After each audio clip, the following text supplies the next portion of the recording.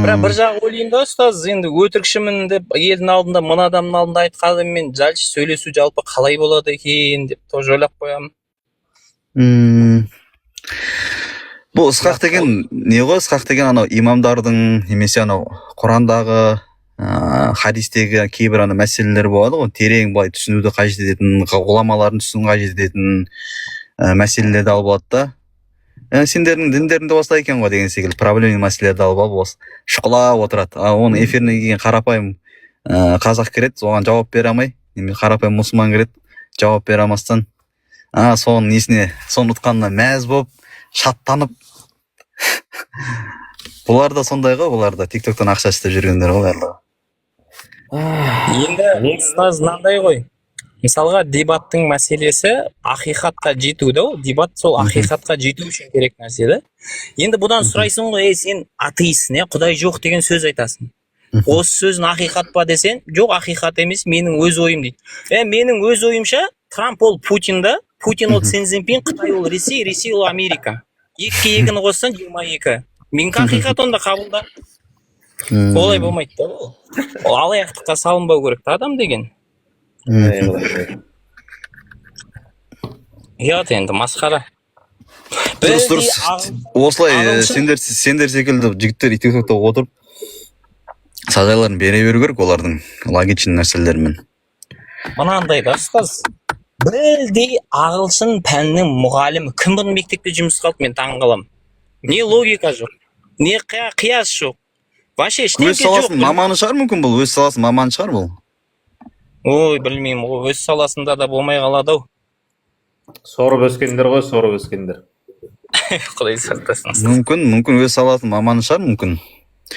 Енді ақиқатты таба алмай жүрген адам шығар, ол білмеймін, жоқ қой қаны, жіберді дейді. Жоқ, ақиқатты таба алмай емес, ұстаз, өтірікші бұл. Бұның өтіріктерін жинап тұрып әкеп береміз ғой. Просто мынандай ғой, ұстаз әңгімені ашық-ашық. Бізде мынау жаңа тиктокта болмаса жаңағы енді біз сияқты қарапайым мұсылмандардың бір көбісі ошибкасы, көбісінің 90%-ның ошибкасы андай да. Қойған сұрақтың бәріне жауап бере береді да отырапшы. Ол негізі ондай емес, негізі адамның өзіне бірінші сұрақ қою керек та, сен жалпы ұстанымың қандай, не мақсатпен қойып жатсың деп ше. Өзіңізді бөлсем, кешірім сұраймын, неде бір күшті нәрсе есіме түсті. Осы жігіт деймін да, мен бұрында қазақтарды былай білем ғой, намысшыл болғанда, малың жанымның садақасы дейді. Жаным арымның садақасы деген сондай текті халықтың ұрпағы едік та. Бүгін осы жігіт қазақтың көзін ашып жүр деп айтады. Қазақтардың жарайды, енді қандай көзін ашты десем, мынандай сөз айтады да. Қызым жүзікше болса да, ол өзі білет деп айтады. Галу болса да өзі білет дейді. Абай атамызда. Бұл айта ма? Дәл сондай сөзі бар ма? Анық сөзі бар ма сондай? Бар, запись бар. Енді ұстаз қараңыз, сонда өзінің қызы жүзікше болса дұрыс деп тұрған адамнан мен түсінбеймін, кім одан кеп ақыл сұрап оның артынан ілеседі? Қандай адам болу керек? Сонда өзінің қызын жүзікше болғанына риза болған артынан ілесу деген масқара ғой ол. Арсыздыққа негізі сендерге бар ғой, мен тиктокта анда-санда болса бір кіріп қоятын бар ғой. Тиктокта негізі мен естіп жатырмын, мына жақта жігіттерден, шәкірттерден, медере шәкірттерден де осы сендер секілді жігіттер, Ысқақ бар ма, кім Халид бар ма, Абу Хузайма бар ма, аяқтарын бір етікке тыққандарын. Негізі сендердің бір кемшіліктерің сол сондай диспут болады ғой енді, сол эфирді немесе үзінділерді таратпауларында ғой негізі. Ұстаз міне кең тарап жүрген Ысқақтың жаңағы сөзін бар ғой, мысалы үшін енді ол айуандық сөз ғой негізі ол. Адамдық табиғатқа сай келмейтін сөз ғой, соны алып мысалы үшін керек болса таргетке жеп болсын таратып жіберу керек та оның сөздерін. Білсін да адамдар. Бұл алаяқтар бүйтеді.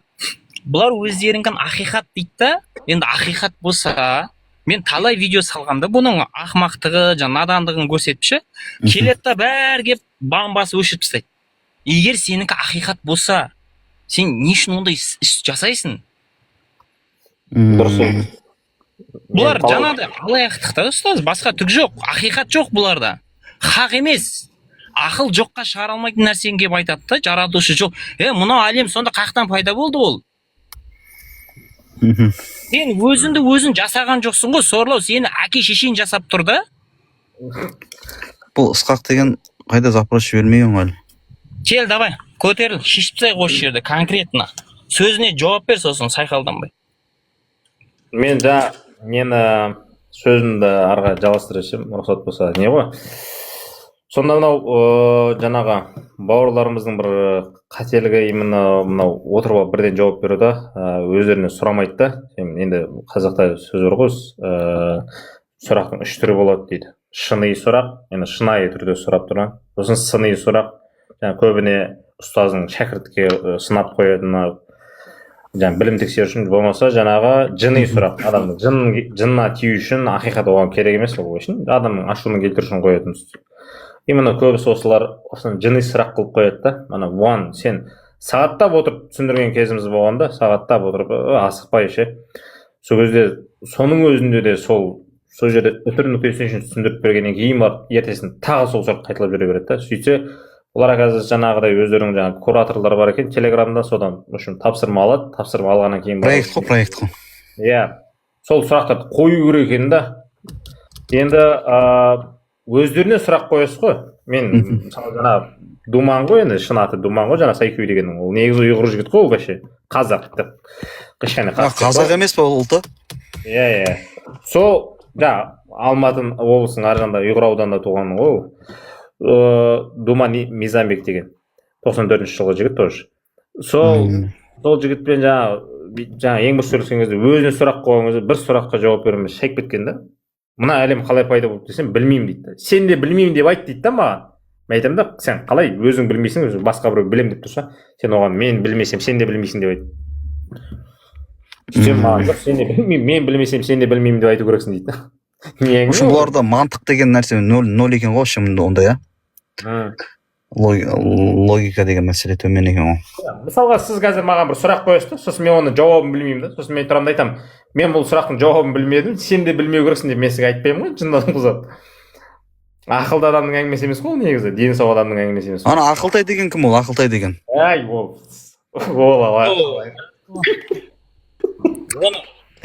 Оны вообще қоспай қойсаңыз да болады, ұстаз. Оны бүйту керек. Базарға апарасыз. Базарға картошка, пияз сататын жерге отырыс қойасыз, шемішке сатқызасыз ғой. Жақсы сатады ол. Кәдімгі саудаласып, сайқалдасып тұрып сатады. Прям мықты навар ұстауға болады онымен ше. Ұстазға атып қолдайды ме? Ойбай, сендер өлтіресіңдер адамды. Енді өкінішке орай осындай шырменді бірақ. Рас енді. И смех, и грех. Орыстарда тура сондай ғой. Ұстаз әңгіменің ашығы. И смех, и грех, в общем. Ысқақты қабылдасай қорықпай. Ысқақ жоқ қой менде, қалай көрсетсем міне. Запросто 31 адам отыр, ішінде жоқ Ысқақ. Жоқ қой, жоқ. Ол келмейді ол. Өзіге өлдім көрмепті ғой. Құлтайды айтып жіберейін, ұстаз. Жаңа Ардақ Құлтай деген жігіт, ата-анасы мұсылман. Мына жақта жүріп мұсылмандарды араб қол. Ақылтай ма жаңа Халид болсын, Абу Хузайма болсын, барлығына жайлап кезек келеді ғой. Кеватыр көріп қана жасындар. Яғни алда уақытта солардың кесірінен сендерде не өкетпен ойлатын, қатты бір агрессияға беріліп шандай бір балағат сөздер немесе оның жекесіне тиетін сөздерді қолданбай, по факту, эмоция қосыңдар, бірақ по факту, фактпен былай айтыңдар да, бірақ жекесіне кіріп кетпеңдер. Алдағы уақытта өздеріңе де минус болып қалуы мүмкін да. Бұлар 1-2 айдың ар жақ бер жағы. Бұлар бір күні мамалайды. Құдай қаласа. Иншалла. Енді ұстаз мынандай ғой, ол атеист бола ма, ол тәңіршіл бола ма, ол басқа бола ма, ол өздерінің таңдау еркі да. Бірақ бұлар енді өздерінің жолдарын көрсету үшін мен дінімді мансұқтауға ешкім олар құқық берген жоқ қой мысалға. Конечно. Бірақ біз не айтамыз? Атеисттер адам, бірақ біз оның ұстанымын айтамыз да, бұл ақиқат емес. Атеизм ақиқат емес. Астын сызып қойыңдар деп қойғанда, астын сызып айтыңдар. Әлбетте ұстаз, Алла разы болсын айтайын. Бұлар негізі сосын бір қызығы қарасаңыз мынандай да, негізі атеист адам ол кез келген құдай бар деген адаммен, хоть христиан болсын, хоть тәңіршіл болсын, хоть кез келген адаммен ол спорға кете беру керек қой. Бұлардың екіжүзділігі сондай, бұлар тек қана мұсылмандармен қырылады ғой. Өздерінің несінде жаңа эфирлерінде христиан да отырады, тәңіршіл де отырады, деисттер де бәрі отырады. Құдай бар деп отқан адамдар отырады, аналары орындап отырады ше, ауыз жаласып отырады солармен ше. Ең қызығын айтайын, жаңа Холит дегендер бар ғой, солар қайшын отырады ғой солардың эфирінде. Солар қайшын отырады. Бірге де, мүдделер бір болып тұр ғой, значит. Иә. Мен өз басым лично, мен ол эфирға бірақ қоспай қойды. Мен лично сол эфирді көргем. Муслим бауырыма сол жерде тәңіршіл атеисттер отырған эфирде жаңағыдай Холит келіп, солардың сөзін сөйлеп, муслимге қарсы шыққан. Енді логикаға сыймайтын нәрсе да. Атеист адамның сөзін, Құдай бар деп тұрған адам сөзін сөйлеу деген не білеу? Сайкю деген алаяқта осы жаққа шақырыңдар. Онымен батыл ойнап, ол не стоит ондай нәрсе. Осы жерге келсін, отырсын, бір сөйлесеміз, қашпасын. Ол ана батылда білем ғой, қазір микрофон жауып тастап, ар жаққа өтірік әңгіме айтып, талай көрді ғой. Сондай ғой, сондай. Осы жаққа келсін, не қорқатыны ғой осы? Біз осы солардың 10 адам отқан кезде де эфирден қорықпай барамыз осы. Не? Олардың сол жаңағы өз эфирлерін шақыратын бір жаман жер анау ғой, микрофон жауып тастайды, шығарып тастайды, адамды мазақ қылып жібереді ше.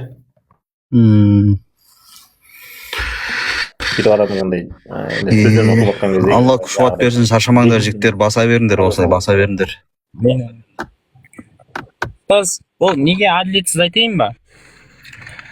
Нұржан ұстаз алдында келді да оған. Нұржан ұстаз келді ғой, эфиріне көтерілді. Енді ана жерде ол Нұржан ұстаз одан сұрап алым ақышы болып тұр, енді атеизм, ақиқат мәселесін деген секілді ше. Бірақ ұстазды түсіріп тастап, мен сөйлеймін деп олай болмайды. Солай жасады ма? Иә, шығарып тастап, түсіріп тастап, сондай алаяқтыққа салынады да. Ол мұсылмандардың эфиріне келіңдер. Бізде әділеттілік болады, келіп отырасың, сұрақ қоямыз, сен қоясың. Және біз белгілі бір инструменттерді ортаға қойып, антологияда не бар, не жоқ анықтаймыз. Бірақ 100% айтам. Қалайсыңдар, атеистер? Амансыңдар ма? Жақсы.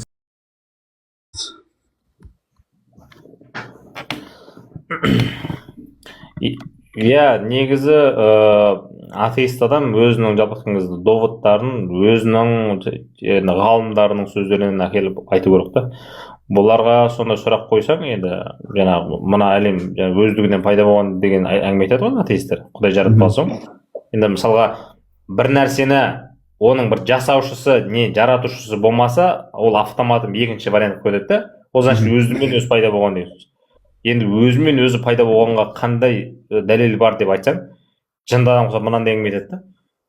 Оны Құдай жасағанына қандай дәлел бар дейді. Нең ол? Сосын бір қызығын қараңыз, дәге. Ол тұрады да, сосын барады да, Құраннан алып келіп атады да, Құраннан. Сен атеистсің. Өз мұсылман емес, иә? Атеист. Өзің атеистсің, Құранға не үшін кіріп атсың? Бұлардың сосын бір аурулығы бар, дәке әңгімені мен сізге ашайын, біз енді осы жерде жүріп көріп қалдық қой ше.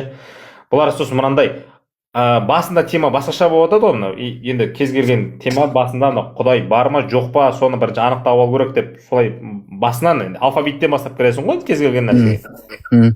Ол сразу аяғына барып кетпейсің ғой.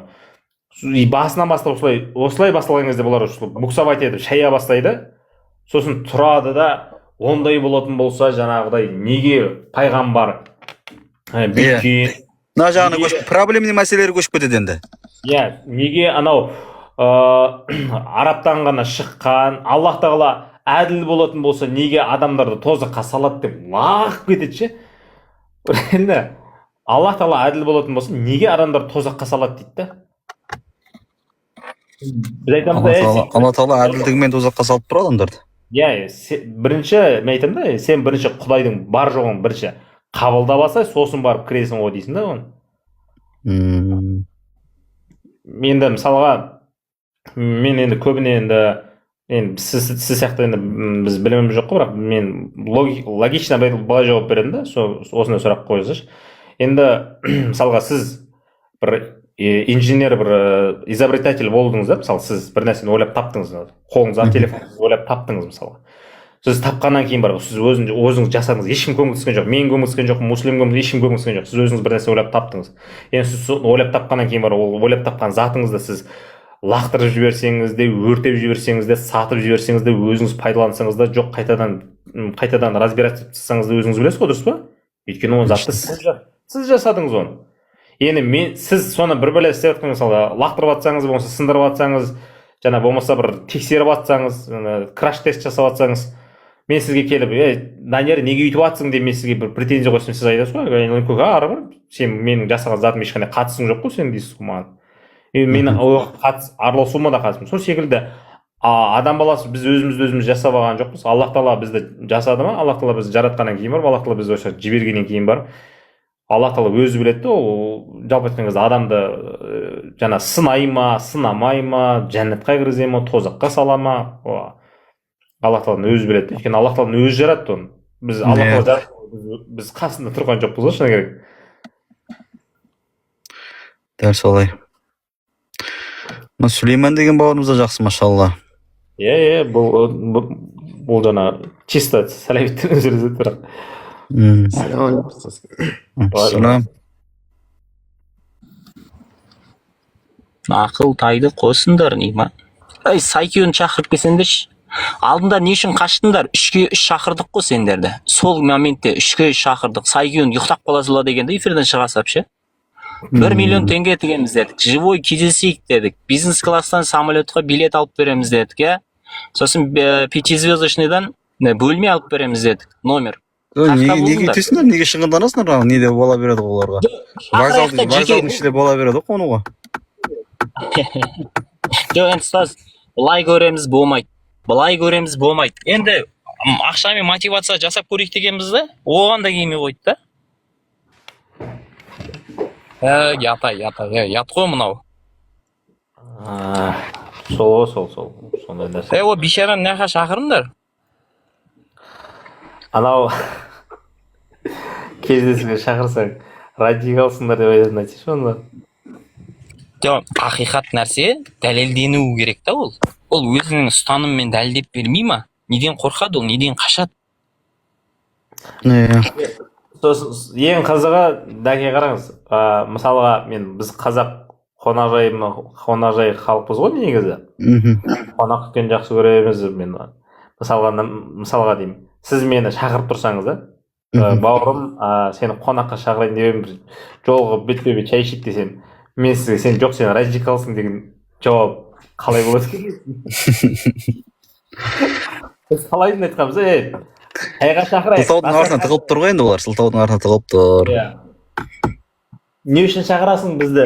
Радикалсың сен дейді. О заманда бұл заман қонаққа... Ұстаз, 1 минут.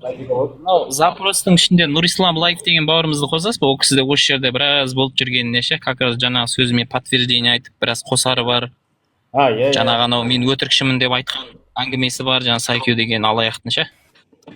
Мен бұларды подкасттарда атын айтып түрін істеп жүрмін. Олар вообще не істеу деген мүлдем бұлар, төменден деген вообще. Оларға мен тегін реклама істеп жүргенмін ғой. Уалейкумассалам рахматуллах. Негізі олардың бәріне өзіміз реклама жасап жүрміз шын мәнісінде. Ешқандай вниманияға не стоит адамдар ғой шындап келген кезде. Ана бағана дәке сіз айтып attыңыз ғой жаңа не нарезкаларды тиктокта тарату керек деп ше. Я шынымен де біздің ошибкамыз сол, біз ана қалдыра саламыз ғой мұсылманкершілікке салып ше. Тарату керек соның бәрі, қолын әлде де кеш емес, сондайлардың бәрі болса егер де сен де оны тарату керек, даже керек болса, мен таргетке салып жіберу керек та, оны спонсор жағынан қолда жібереміз, проблема жоқ, жеке шықсаңдар.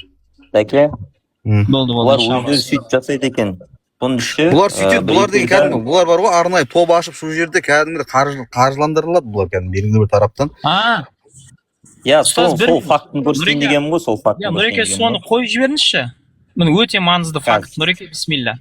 Мынау келген жігіт, атеист жігіт, мұсылман бауырларымыздың эфиріне келіп, қандай іс жасап жүргенін, не үшін істеп жүргенін, және сол үшін ақы ала ма, алмай ма, сол жайлы жауап бергені бар. Нұреке, бисмилля. Видеосы бар деген. Bill Q деген ана осы неде тиктокта жүрген кімнің інісі бар? Сайкиудің інісі бар. соның жандай шабы ғой. Сол бір эфирге келіп, ішкі кухнясын айтып берген бізге. Дауысын таниды ғой, ішінде осы жерде отыр ғой өздері де. Аман өзіңіз. Аман, Алла. Сол былық кім, атеист па? Бұл Ысқақтың 10 аяғы ғой ол. Контент мейкері ма? Азанда Ысқақ деп оянады, кешке Ысқақ деп жатады. Былық атың кім былық? Құдайберген. Құдайберген тегін істеп жүрсің ба сол нені? Монтажды? Тегін бір нәрсе бар ма осы өмірде? Ақша бере ма? Әрине. Арзеке что-то жоғалып кеттіңіз ғой. Иә. Көрінбей кеттіңіз бе? Отпускаға шығып едім ғой. Бізде де тегін жүрмейміз ғой ол. Дұрыс. Кім көріс қой? Әзілдеп жатыр. Мен әдетім бар. Бұл жан жақты сол Ысқақтың абыройына жұмыс жасап жатыр ғой. Иә? Түсінгенім, иә? Соны бетперде алып. Кімдер былықтар ма? Былықтар енді ақшаға істеп отыр ғой. Бұл сенің сияқты қанша адам бар ақшаға істейтін? Бір 10 шақты адам бар ма? Онdan көп шығарлы. Кәдімгідей сендердің салған видеоларың рекке шығып кетіп 100 мыңдаған просмотр жинап. Оны TikTok'тан продвижение сатып аласыз ғой. Көп көресің. Бір 100 мыңға бір видеоға алсаңыз, нормально жинап береді. Подписчигімен қосып жинап береді, иә? Әрине. Ол сонда рекке бұлай өзімен өзі шығып кетіп отқан жоқ па? Рекке TikTok өзі аудиторияға қарайды да, шығарып береді. Бәрі үшін Қандай сатып аласыңдар, иә? Ақша басқарып ол ақшаның бәрі қайдан келіп жатыр оның? Айтуға болмайды.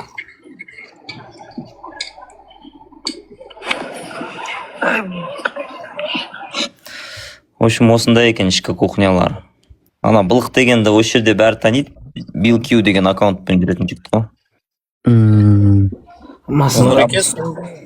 Сонда бұлар ақша үшін жұмыс істеп жүр ма? Қазақтың көзін ашайық деген ниеттері жоқ, тек просто ақша тауып адамдарды алып. Айтып тұр ғой, өздері айтты ғой. Масқара. Әке, сосын менде ешқандай атеисттің тәңіршінің қазаққа ешқашан жаны ашқан емес. Жаны ашмайды да олардың. Өте дұрыс. Құдайын танымаған адам қалай ол адамға жаны ашиды? Менде мынандай сұрақ бар еді да, негізі ресми пәтуаны муфтияттың өкілдері ғана береді ғой, иә? Сырттағы адам пәтуа берсе, ол заң бұзушылық болып саналмай ма, иә? Бізде мынандай бап бар да, 490 бап бар. 490 бұл діни бірлестікке қатысты. Кез келген адам, бисмилля десін, немесе Аллаху акбар десін, кез келген діни сөзді айта алмайды. Бір діни бірлестікке тіркелген адам ғана айта алады. Діни бірлестікке тіркелген адам қай жерде айтады ол? Мешітте ғана айтады. Және де, мысалы үшін медресе болатын болса, медреседе діни бірлестікке дейсіз ғой, медреседе ғана айта алады да. Ал қалған тіпті имамдар болсын, мен болайын, басқа болсын, ешбір адам әлеуметтік желіде пәтуа айту былай тұрсын. Картинка шығаруға болмайды, діни картинка. Негізі. Енді бұлардың бір қызығы ше, атеисттер междусобой өздеріне сұрақ қояды да, сөйтіп пәтуасын беріп отырады. Жаңа Ақылтай деген жігіттің видеоларын маған жібереді, жігіттер постоянно ше. Ол бір фрагментін қазір келтірейін. Наглым образом пәтуа беріп отыр, еще жоқ нәрсені айтып отыр да. Бұлардың несі бар ма? Діни адамдарды немесе... Міне қараңызшы, қазір маман ретінде сіз тыңдаңызшы қазір. Призмасам онда рұқсат бар ма? Алланың берген, призмасам онда рұқсат бар ма? Алланың берген денсаулығы аманат ретінде қарайды. Сен дене мүшең Алланың берген аманаты, исламның призмасында. Ренессанс деген өздерінің сол несі ғой, одақтастары ғой, бірін-біріне сұрақ қойып отыр. Қазір осыған Ақылтай деген осында отқан жаңа астында жазып отқан жігіт жауап береді. Пәтуа беріп жауап беріп отыр да кәдімгідей. Алланың берген аманатын басқа бір адамның шауып тастаған қаншалықты дұрыс? Өйткені ол адам білді ғой, ол адам білді ғой. Өтірік ол. Жоқ, ол нәрсе өлі келмей қалады, мен оған исламның көзқарасына кезде ол адам білет мұсылман бола тұра оның ұрласа оның қолы кесілетіндігі. Яғни сол қол кесілмес үшін, сол аманатқа қиянат жасамас үшін ол ұрламау керек еді. Мен Жібересің. оған тоқтай Ол тұр. қабылдайды сені. Давай. Тұр, сен Даниярды бір қара. Мен отырмын ғой эфирде қазір. Мен оған подписын. Данияр маған подписка жасасын да запрос жіберсін. Саған запрос жіберу керек па? Маған подписка жасасын да батылдың форматында қосып қоямыз. Өйткені қазір мен кірсе микрофон жоқ. Қоя салшы Сайкю. Короче айтқанда қаштым десейші, тырқырап тұр өзі. Бір жерің дірілдеп тұр ма? Мен оған подписын да. Аха. И ол маған подписка жасап запрос жіберсін давай. Сайкю қоя салшы, барсайшы енді. Не болды, тырқырап тұр, қашып тұрсың. Саған айтып тұрмын ғой, давай. Қазір мен кірем, қара. Шыр-пыр етіп сенің ана достарың микрофонын жауып тастайды. Давай, қазір барып кір. Давай. Сосын мен астынан жазам. Қара, егер келсеміз, қара, екеуміз келсеміз, қазір келсеміз, қара.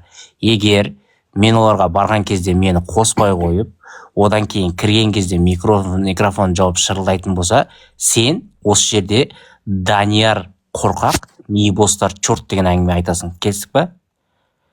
Сен шарт қоймай-ақ қойшы, не аласың шарт қойып? Жоқ, сен бір жаққа ғана сөйлей аласың ба не? Сен шарт қойған қорқақтың әңгімесіне не аласың шарт қойып бар да сөйлесейші? Сен бір жаққа ғана қарап сөйлей аласың ба? Екі жаққа білімің мына жақта 577 адам қара, сен бір жаққа ғана айтуға тоқта. Біліміңді шексіз қабылдап, сен пайғамбар тұтып тұр. Жылай бермесейші, жылай берме қара. Сен маған айтқан сөзіңді өзің жаққа да айта аласың ба, айтамайсың ба? Сенің шартың қажет жоқ. Маған сен шартың қажет жоқ. Сен бір жаққа қарап қана өмірге дұқым жетеді ол, мен всегда мұсылмандарды қолдаймын. Өйткені мен сенің ислам. Өшін қара, сен де демек, атеистер құдай жоқ деп тұрған адамға мен дейм айналайын. Значит, сен де өзің жаққа қарап сөйлеуге духың жетпейді да, бетіңе шалып шапалағың беріп жоқ бауырым, сен бір жаққа ғана өре аласың ба, солай ма? Сайкю, әңгімені басқа жаққа айналдырма. Келсейік та давай, сен сөзіңде тұрсайшы. Бар да, кел. Мына жақта сен мына жерде базарный баба болып тұрсың. Қара, сен мына жерде базардың әңгімесін бір жаққа ғана сөйлей аласың. Базарный баба болмай, бір жерің дірілдемей, мына 585 адамның көзінше өзіңді дәлелдеп, біліміңді дәлелдеп бар. Қарасай, давай. Сен осы жаққа айтқан сөзіңді өз жағыңа айта аласың ба, егер олардың дұқы жетпесе? Жоқ, айтпаймын мен. Айтпасаң, онда көтің тастап, пошел нахуй онда. Чортны. Қазір барамыз аналарға, кіреміз. Нелері бар? Бар ма сендерде нақты? Бар. Мен сізге дейін жіберейін. Ол группаны, сол жаңағы нені жазып отқан адамда, негізі ютубта кәдімгідей каналы бар адам ол. Ол сіз танитын болуыңыз керек, анау Арман деген, жалбашаш бір намат деген біреу бар, тәңіршіл. Осылардың, тәңіршілдердің несі шейхі десек болады, сол жаңағы Монғолияға барып, Тенгриястан изучать етіп, соны Қазақстанға әкеліп қуып жүрген адамдар.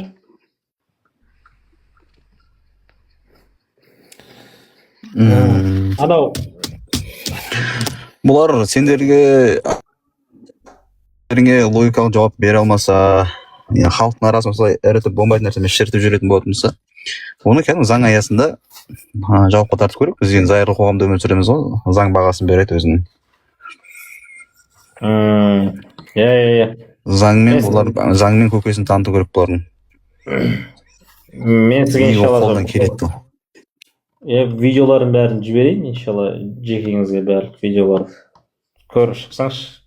Аналардың, кейбір адамдардың әңгімелеріне қарап, негізі жағаңыз ұстайсыз кейбір сөздерінен масқара нәрселер айтады. Анау біздің ата-бабаларымыз, көрнекті тұлғаларымызға да тіл тигізеді, ауыздарына келген нәрсесін айтқан кездер болған. Жаңағыда Абай, Шәкәрім, Төле би, Қазбек би, Әйтеке би хандарымызға барлығын адасқандар, олар сатқындар деген неше түрлі сөздер айтқан олар.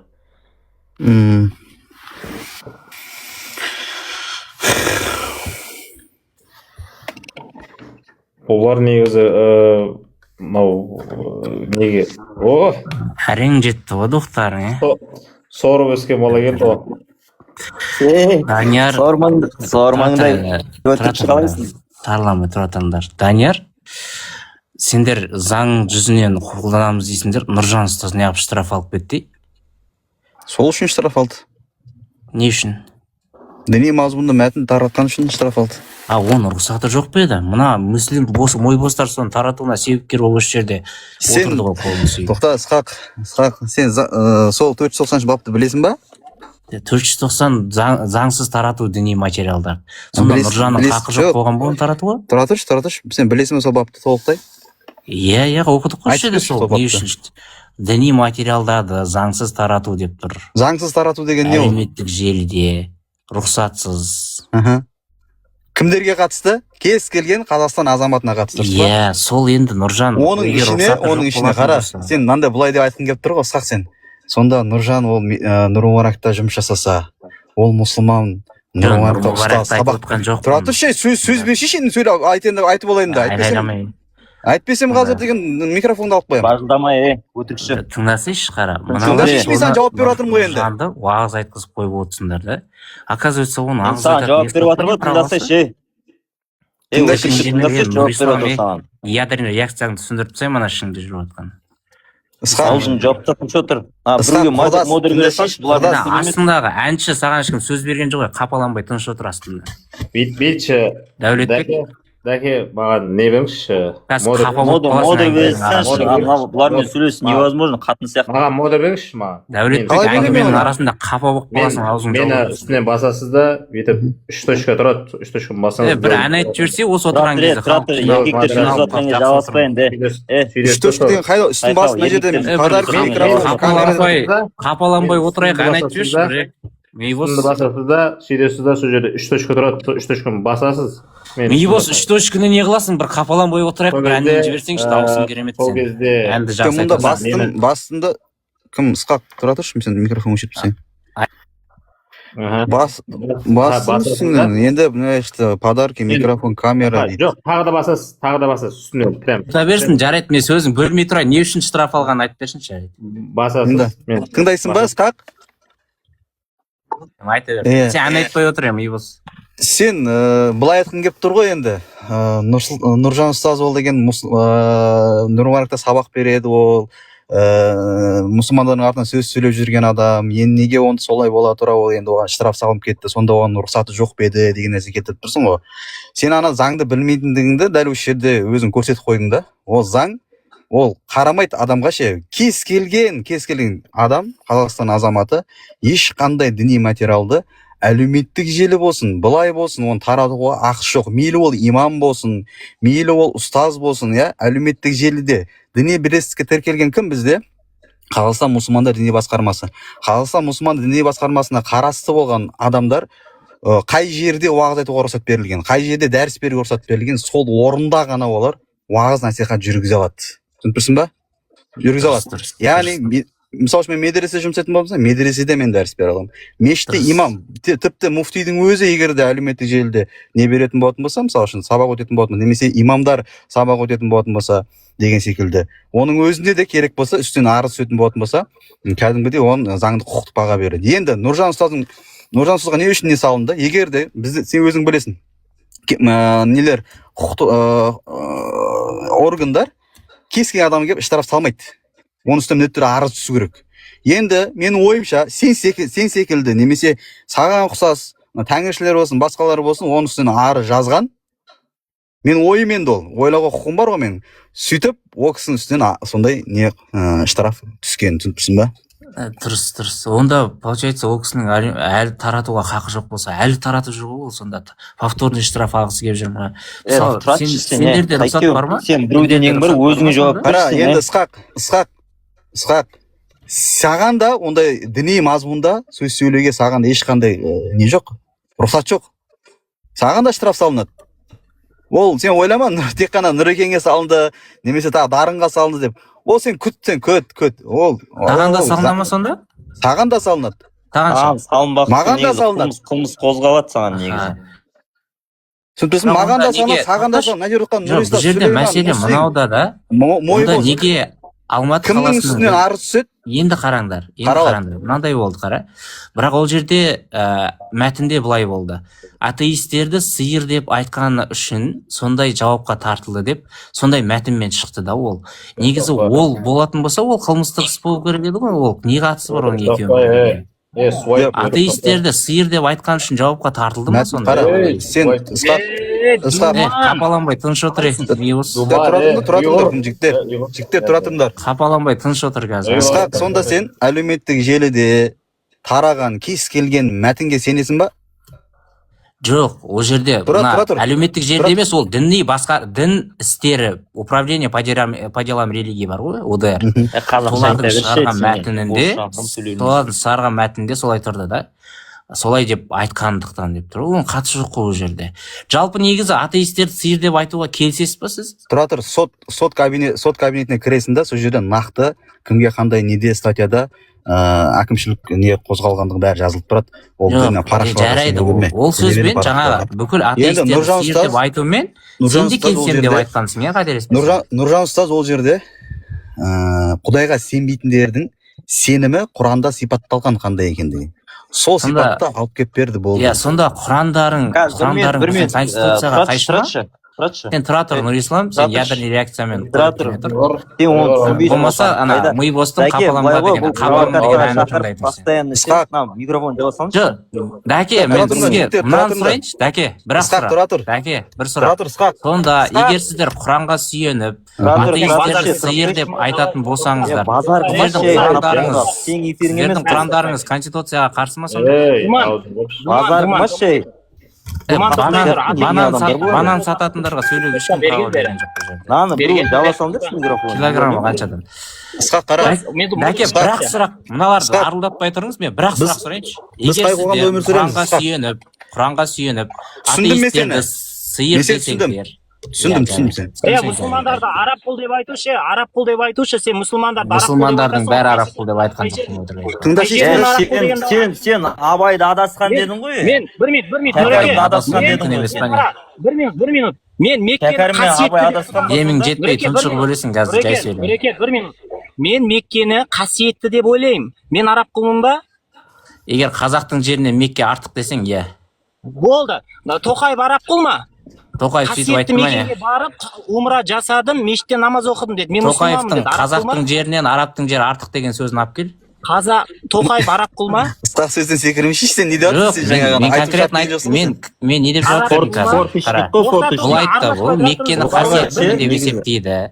Егер сен Меккені қазақтың даласынан артық деп есептесең, солай боласың дедім, дұрыс па? Араб құл ма?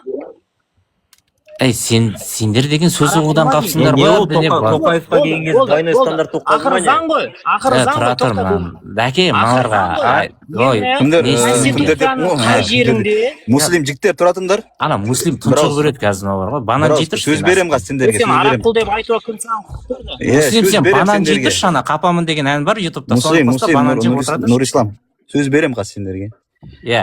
Бір әңгімен айтып жіберші, Дәке, соны. Егер сіздер Құранға сүйеніп, бір минут қазір тұратшы Құранға сүйеніп атеистерді кемсітетін болсаңыздар сиыр деп.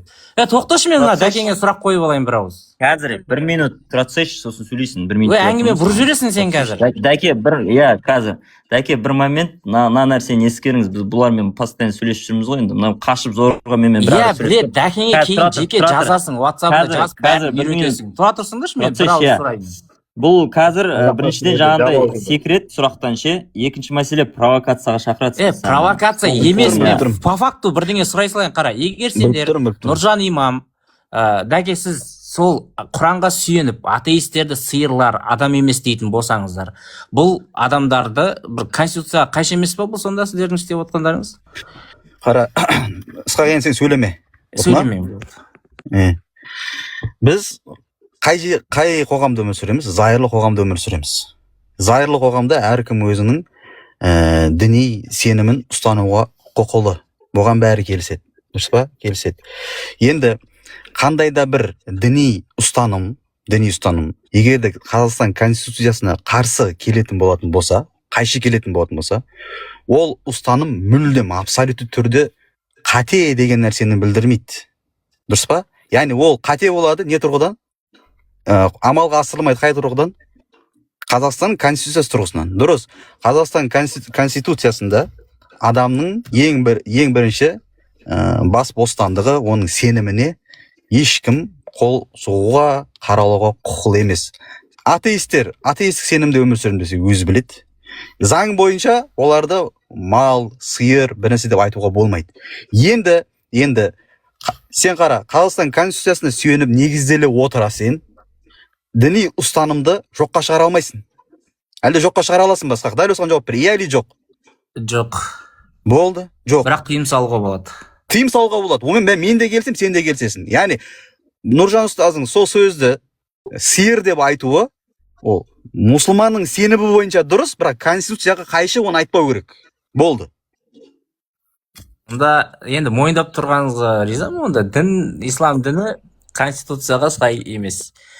Сай емес? Енді Мен көрдіңіз бе, міне бұрмалау осы жерде болады. бұрмалау емес, Нұрислам келісіп тұру. Провокацияға шақырмай. Жоқ, провокация емес, келісіп тұру. Келісіп тұрған жоқ ол. Сен түсінбей тұрғаның келісіп тұрған жоқ. Бұл жерде саған келісіп тұрмай, көзі тұрған кезде тәпсірлейсің ба, енді ұялсаңшы. Думан, адам мен ұстаным бір ма? Ашшы микрофонды. Ұялсаңдаршы, көзі тұр, өзі тұрғанда тәпсірлейсіңдер ма, енді ұятсыздар. Қойсаңдаршы. Сен сайқалданбай. Ысқақ, қара. Нұрислам қараңдар. Сіздің сөзіңізді отырғанда тәпсірлеймін. Қара, исламның заңдары қазір конституцияға сай келе ма, сай келмей ма? Сай келмейді. Келмейді, дұрыс. Келмейді. Өйткені біз ислам заңын толыққанды ұстанатын қоғамда өмір сүріп жатқан жоқпыз. Онымен келісеміз бәрімен. Оның бәрін түсіндірдік қой, бұл факт том, что заңға қайшы әкеп жатыр ғой. Мысалы қара, ол мойындап тұр.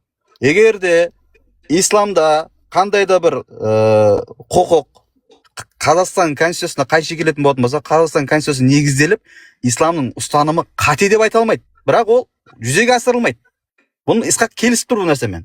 Түсінесің бе? Қазір енді бізде ислами құқықта, енді мысалы үшін кезінде енді қанша жылдар алдын, қанша ғасырлар алдын, ислам мемлекеті бүкіл жерге көптеген жерлерге үстемдігін жүргізді. Ислами заңдар орнады жерде.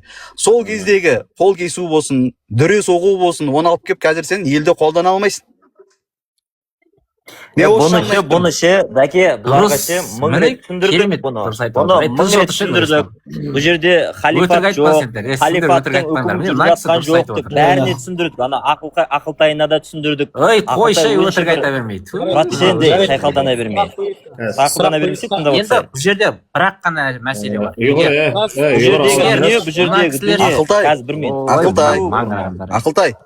Ақылтайды қосыңдаршы. Ақылтай деп қойма, мәкімет. Ысқақ, сен екеуің шатастыра бересің. Ысқақ, Ақылтайды қосыңдар. сендердің проблемаларың, сен Құдайға сенбейсің, дұрыс па? Сенбеймін, иә. Құдайға сенбейсің. Енді сен неге Құдайға сенбей тұра? Пайғамбар 9 жасар қызды алған ба, ана өзінің бөлесіне қосылуға бола ма деген секілді мұсылмандардың ішіндегі проблеманы алып, неге эфир арнап болған арнайы мұсылмандарды шақырып, оны десіп қалды. Неге сенің проблемаң бұл жерде Құдай бар, жоқ, соны талқылауға, сен неге мұсылмандардың ішіндегі мәселеге кірісесің? Қараңызды, енді мына қазақтардың көпшілігі дінді кіріп алған. Бірақ діннің ішінде осындай нәрселерді айтсаң шошиды, ойбай, ол мүмкін емес. Жоқ, сен неге айтасың? Соны жауап берші, Ысқақ. Неге айтпау? Біздің қоғамға әсер ететін дүние ғой бұл. Қалай айтпаймыз?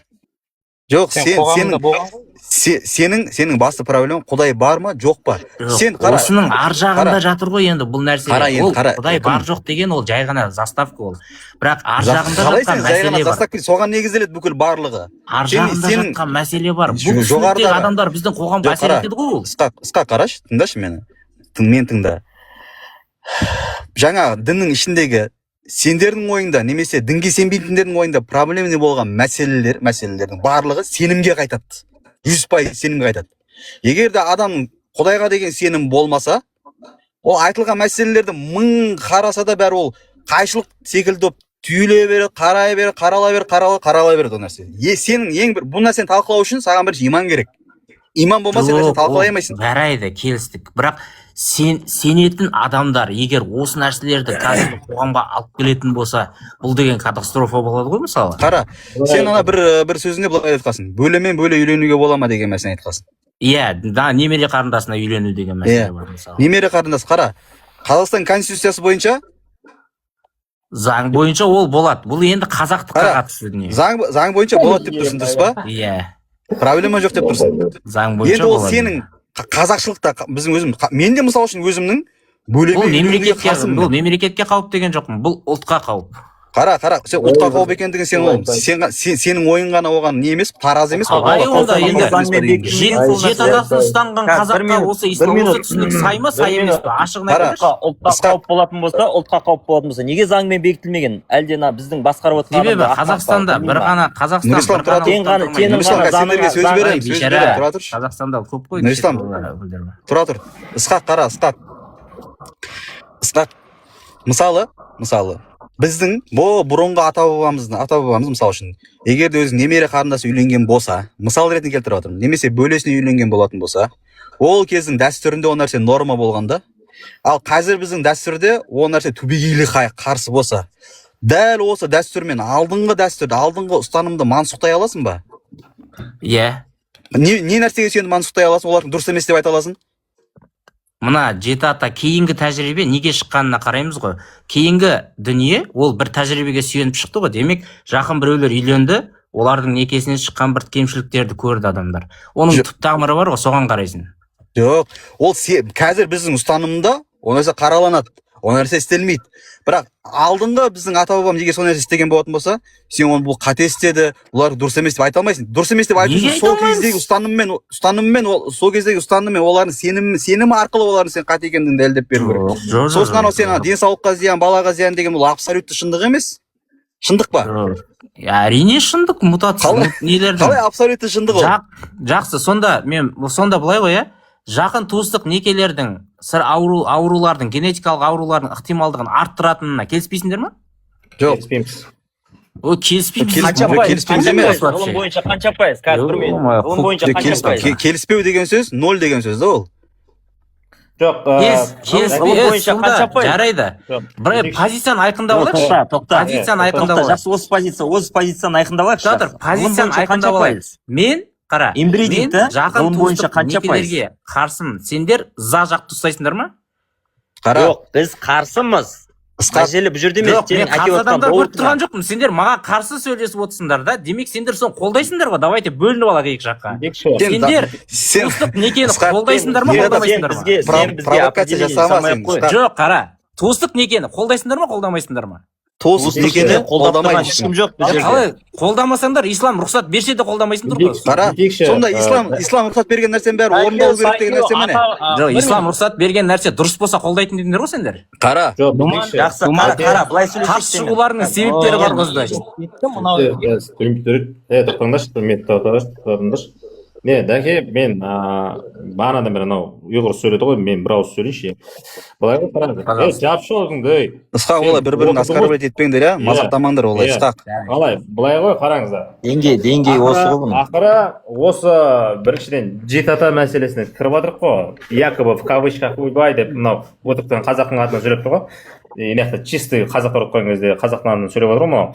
Былай бүйтейік. Әлемде, логикамен конкретно алып қарайық негізі. Әлемде 8 миллиард адам бар ма? 8 миллиард адам бар. Оның қаншасы қазақ әлемдегі бүкіл халықтарды жинаған, бүкіл әлемдегі қазақтарды жинасаң, максимум бір 20 миллиондай қазақ шығады да. Қазақстанның өзінде 15 миллион, шарт жақта бір 5 миллиондай қазақтар бар. Енді 20 миллион. 20 миллион ол прям ненің 8 миллиардтың тіпті 1% де жетпейді ол. Енді сен жеті ата деген бұл дәстүр. Мен қазір енді қысқаша тарихын айтып кететін болсам, бұл Жәнібек ханның, Керей ханнан кейін Жәнібек хан отырады. 1470 жылы Жәнібек ханның уақытында заң ретінде шыққан нәрсе да бұл. Айтқан кезде Жәнібек ханға дейін қазақтарда бұндай нәрсе болмаған. Бұл дерек Тілеуқабыл Өтебойдақ деген бабамыздың Шипагерлік баян деген кітабында кездеседі бұл мәселе. Бұны тарихшылар кәдімгі нақты дәлелдеген. Жарай дейілгіңіз. Қараңдаршы, позицияны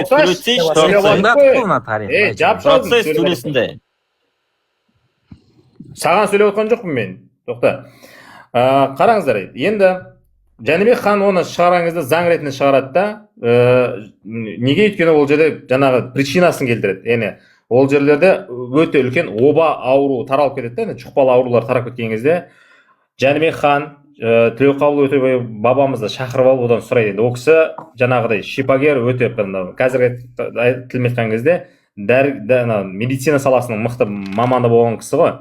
Содан сұрайды, қандай аурудың алдын алу қиын болады деген кезде, тұқым қуалайтын аурудың алдын алу қиын болады деген. Оның жалпы айтқан кезде емдеу жолы, оны тоқтатудың амалы бар ма дегенде, алыстан қыз алуға алу керек дейді да. Ол сөйтеді, ол кісі жаңа Омар ибн аль-Хаттабтың сол уақыттарда пайғамбарлығының хадис бар ғой, алыстан қыз алыңдар бала сау болып туады деген сондай хадисті негізге ала отырып сол нәрсені айтады. Сөйтіп кейіннен оны кім жаңағы Жәнібек хан соны заң ретінде шығарады.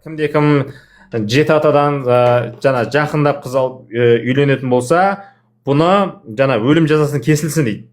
Кейіннен енді бұл жалпы айтқан кезде дәстүр ретінде қалыптасып кетеді да, бірақ ең қызығын қараңыз.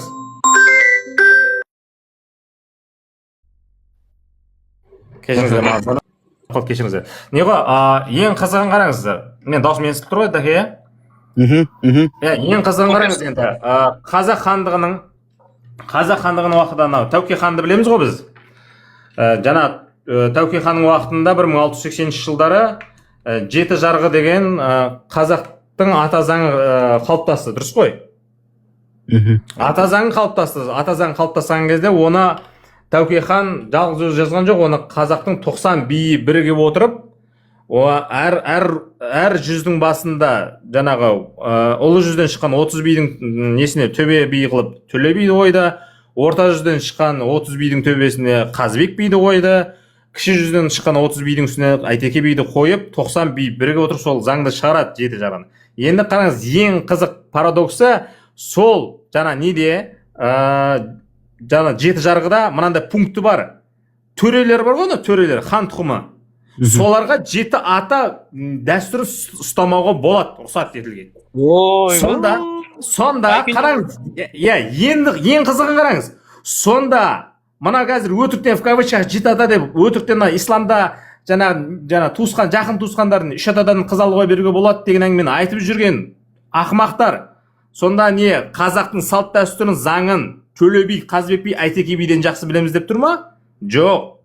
Олар жақсы білген, бізге қарағанда. Жақсы білген. Не болды сонымен туыстық некен қолдайтын болдың ба? Жарты сағат сөйледің, айта салсай қысқасы, я қолдайым, қарындасымды аламын, алмаймын конкретно. Аузын жауып отыр еді. Айтсыңдаршы, қай жақтасыңдар сендер? Туыстық неке жақындасыңдар ма? Туыстық некеге қарсы жақтасыңдар ма? Жарты сағат мыжығаның сол қарындасыңды ақтау үшін себеп іздеп отырсың ба? Қарындасыңды бәрібір аламайсың. Төле биді айтсаң да аламайсың сен. Мен бірдеңке бір сөйлеп Тәукені айтсаң да қарындасың да алмайсың. Нүктесін айтайын, қара, Ысқақ. Болмады. Құран мен хадиспен ислами түсінік бойынша Құранда бізде нақты кімдерге үйленуге болады, кімдерге үйленуге болмайтындығын нақты айтқан. И бұл нәрсе Құранда айтылған нәрсе 100% орындалу керек. Бұны орындаңдар деген нәрсені білдірмейді. Мысалы үшін Алла Тағала Құран кәрімде кулу вашрабу дейді, жеңдер және ішіңдер дейді да. Бізде әл-әмір юфидур уджуб деген қағида бар исламда. Сен оны түсінбеуің мүмкін. Яғни бұйрық келді ме, ол орындалу керек деген үлкен қағида да. Енді мына жерде жеңдер деген әмірмен келіп тұр, бұйрық раймен келіп тұр. Бірақ бізде кез келген бұйрық орындалуды міндеттеу үшін оған қарина себеп керек та. Себеп болған кезде ғана ол орында міндет қалады. Яғни адам жеп ішу ол міндетті емес. 10 күн, 20 күн, бір ай ашығатындар да бар. Мысалы, соны олар күнәһар болма деген секілді да. Яғни Құранда рұқсат етіліп келген нәрсенің барлығы ол орындалу керек деген нәрсені білдірмейді. Жеті атаға дейін бөле деген секілді нәрселерге дінде рұқсат бар, бірақ ол орындалу керек деген нәрсе емес. Түсініп Ысқақ?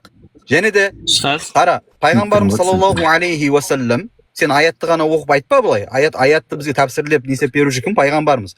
Пайғамбарымыз алыстан қыз алыңдар деген. Алыстан қыз алыңдар деген. Бұл хадис нақты хадис. Алыстан қыз алу бұл мұстахаб нәрсе. Түсініп ба? Енді Ысқақ, қара, сен мысалы үшін заңда бір нәрсе жасау рұқсат деп келді да, заңда да. соны істеу керек, міндетті түрде осы істеу керек жерде деп тұрсың ба сен оны? дұрыс, мен бір нәрсе айтайын. Осы жерде сендер қате фильтрмен қарайсыңдар. Сендер исламның фильтріне қазақтікі сай келе ма деген қате көзбен қарайсыңдар. Дұрыс емес. Қазаққа ислам сай келе ма деген фильтрмен қараңдар. Қазақта жеті атада жетпей тыйым болатын болса, исламда рұқсат болатын болса, ислам қазаққа сай ма деген көзбен қараңдар. Сендер наоборот қарайсыңдар да, бірдеңе десе, оған исламда рұқсат берілген ғой дейсің. Жоқ, наоборот, сендердің айтып отырғандарыңа қазақта рұқсат берілген ба деп сұрайықшы. Болды, сөзін тыңдадық, иә, жарты сағат сөйледің, енді тыңда, қара, саған сұрақ. Жарты сағат сөйлеген десе, 30 секунд болды мен сөйлеген. Ол мен емес саған сұрақ. Заңда әке Анау шешесінің бауырың қарттар айтып үйіне отырсың ба, Ери? тота қараса екеу.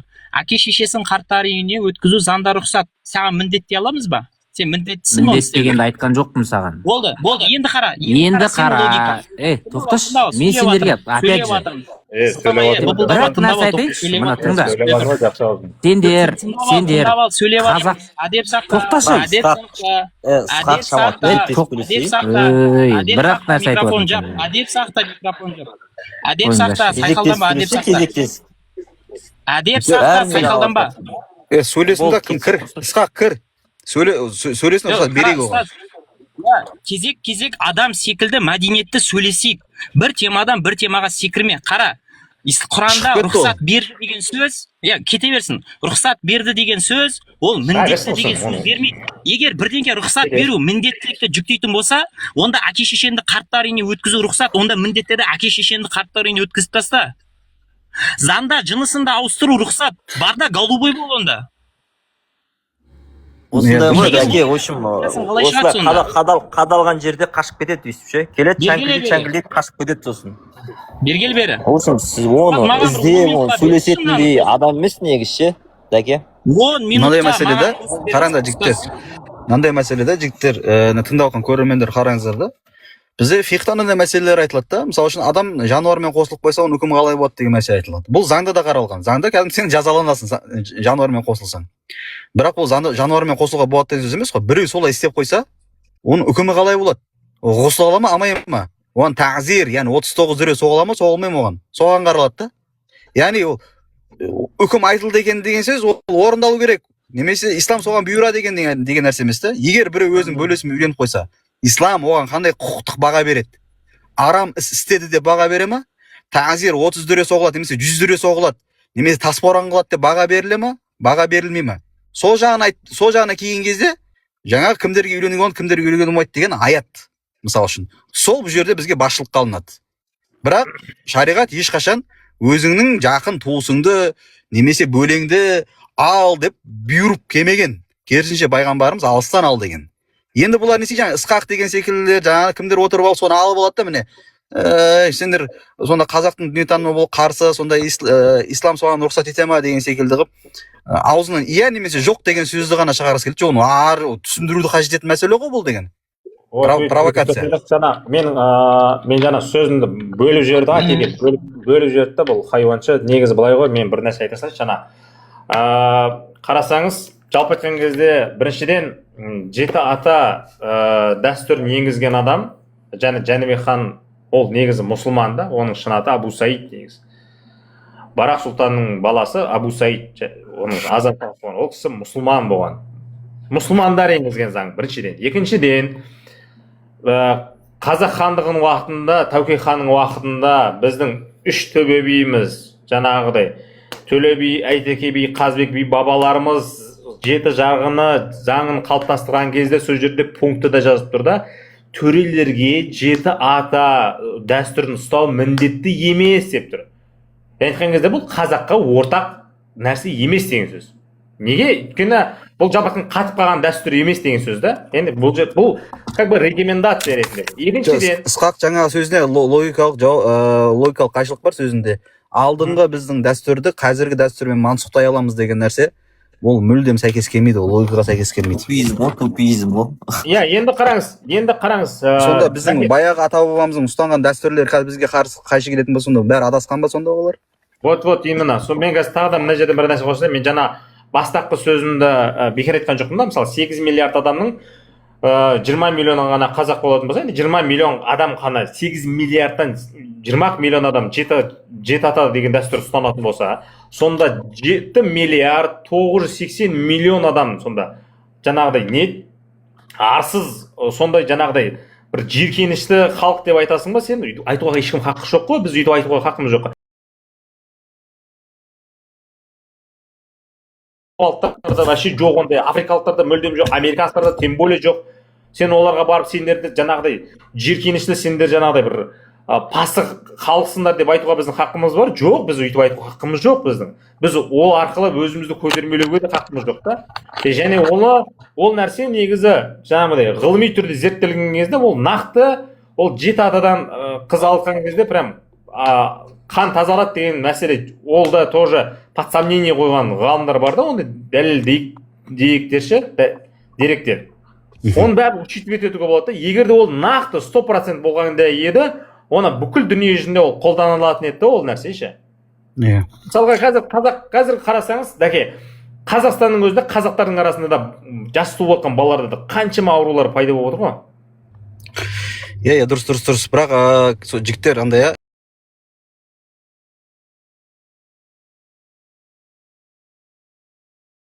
жеке басына кіретін сөздер, олар скрин жасап алады ертең. Үстерін ажырап жіберуі мүмкін, сондықтан да байқаңдар, иә.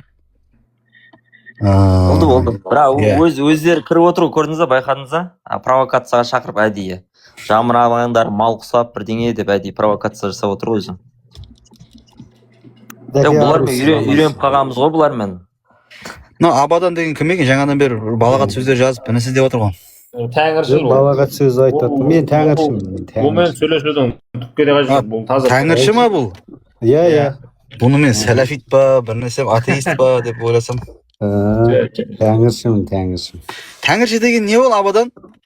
Тәңірлік ол ескі түркілердің анау біздің ата-бабамыздан жалғасып келе жатқан дүниетаным философия. Бұл дәл осындай дүниетаным екендігін нақты кітап жүзінде, ғылыми түрде бізге жеткізген адам бар ма? Мен қызық ше сол. Кім екен? Болды, қызық болса саған жіберем ғой жеген. Жоқ, жіберме, қазір өзің айтшы сен соны. Тәңірлік ол дүниетаным дейдім ғой, қазақтың дүниетанымы. Жоқ, дүниетаным деген не ол? Дүниетаным деген не? Философия ғой. Философия? Иә. Түсіндіріп берші, дүниетаным деген не? Философия деген не? Қалай сонда ол? Мен түсіндіріп берейін. Дүниетаным деген ол әр ұлттың өзінің анау ата-бабасынан жалғасып келе жатқан салт дәстүрі болады, әдет ғұрып болады, Құдайға сену жолы болады. Сол бәрі жалпылама соның ішіне кіреді. Енді Абадан бүкіл қазақтың дүниетанымы бір ма, бір емес па? Қазіргі ба? Жалпы? Енді жалпы дегенде анау ол кезде біз батыс түрік қағанаты, шығыс түрік қағанаты бөлініп тұрған кезде ата-бабаларымыз енді әртүрлі біреулері жаңағы Буддаға сенгендері болды, христианға сенгендері болды. Одан кейін бертін келе исламға сенгендері болды. Ол сенім деген алмаса береді ғой, бірақ ұлтты. Сонда осы тәңіршілік дүниетанымда болғандар ғана дұрыс қазақ, иә олар? Қалғандар дұрыс емес қазақ па? Мен тәңірлік дүниетаным таза қазақи жол ғой. Енді сіз біздің Абайды мойындайсыз ба? Абай атамызды қазақ екенін мойындайсыз ғой? Иә, мойындаймыз. Бұл кісінің мұсылман болғандығын мойындайсыз, иә? Мұсылман болу деген білесіз ба? Шариғат жолымен жүру мұсылмандыққа жата ма? Сіздер айтасыз ғой, Алла деп айтпа, Тәңір деп айту керек дейсіз ғой, дұрыс па сіздер? Иә. Абай ол Алла деп өлеңінде қанша жерінде ол Алла деп айтқан. Иә, Алла деп айтқан білем, мен оны жоққа шығармаймын, бірақ енді Абай сонда ол сіздердің дүниетанымыңызға қарсы келетін қазақ болды ма сонда ол? Болды, қазір айтамын, иә. Қараңыз, Абай Алла деп айтқанның өзінде, бірақ шариғаттың толық қазаққа қаншалықты сәйкес келетін зерттеу. Ол жағын шариғат жағын алмастыра береді, ода тұрған ешкім. Абадан. Мысалы, кезінде Тәңір деп айтты қазір. Одан кейін Құдай деп айтты. Құдай өзі білесің, парсы тілінен келген. Одан кейін Аллаға ауысты. Ол ауысқанмен түбірі, иә, айта бер. Енді қараңыз. Шариғат дегенді былай қоя тұрайық. Абай. Алла деген, Құдай деген дұрыс па? Сіз басыңыз айттыңыз, сөзіңіз басыңыз айттыңыз. Қазақтың дүниетанымы дұрыс дүниетаным болады, қашан ол тәңірлік жолын ұстанса дедіңіз. Енді тәңірлік жолында Алла деген нәрсе жоқ дейсіздер сіздер, дұрыс па? Алла деп айтуға болмайды дейсіздер. Иә? Иә.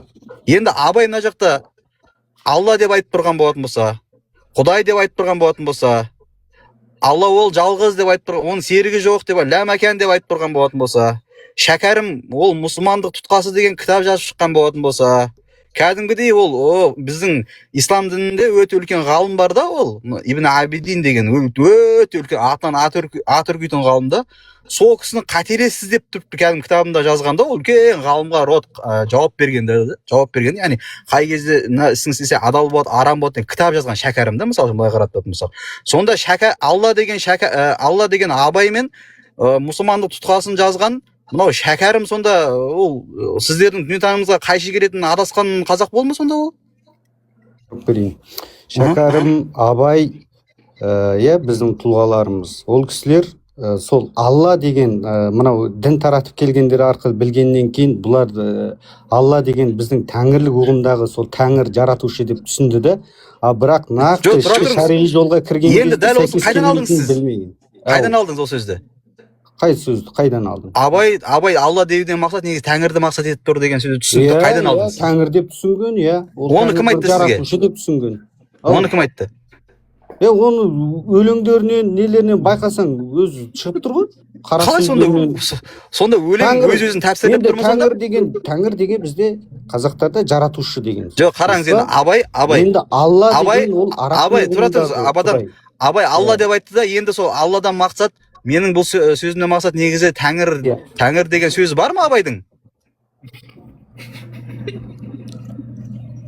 Несінде? Өз сөзінде, өлеңдерінде бар ма? Тәңір деген сөз болу керек? Жоқ, болу керек па, бар ма? Абадан болу керек па, бар ма? Бар. Тауып бересіз бе сол? Мен осы жерден таңға дейін отырып күтейін. Несі тауып келіңізші соны. Болды, қазір анау эфирден шығып кетпейсіз ғой сіз. Жоғары қарай көтеріп жеріңізді Хром деген бар. Сұрақ түсінбей қалды деймін бұл. Сұрақ түсінбей қалды деймін, Абадан сізге айтып жатыр, Алла деген негізі тәңір деген сөзді тауып берші деп жатыр. Түсіндіңіз ғой? Ана тәңір деген бір жерде айтқан сөзден әкелмеңіз.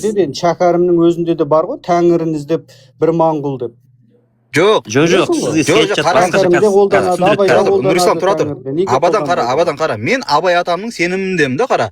Абай атам Құдайды, Алла тағаланы Алла деп айтқан, Құдай деп айтқан, Тәңір деп айтқан да ол. Енді сіз маған былай деп айтыңыз. Абайдың Алла деген сөзім бұл Тәңірді, тәңіршіліктегі сенімді, ұстанымды білдіреді. Бұл мұсылмандардың, арабтардың дініндегі ол Құдайды білдірмейді. Бұл қазақтың дүниетанымдағы ол Тәңірдің дүниетанымын білдіреді. Бұл сөзіне мақсат деген сөзі бар ма Абайдың? Болғанмын, мен шариғат жолымен жүргенмін дегендей жазу бар ма деген сұраққа ешкім жауап бере алмайды ғой. Тура сол сияқты. Жоқ, қараңыз, мен шәкәрімді мойындайсыз ғой, дұрыс па? Сен сөйлеген сөзіңді бөлмедің ғой, Данияр. Абадан тақсыр, жарайды, қараңыз. Сіз ана кімді, шәкәрімді мойындайсыз ғой, Шәкәрім атамызды?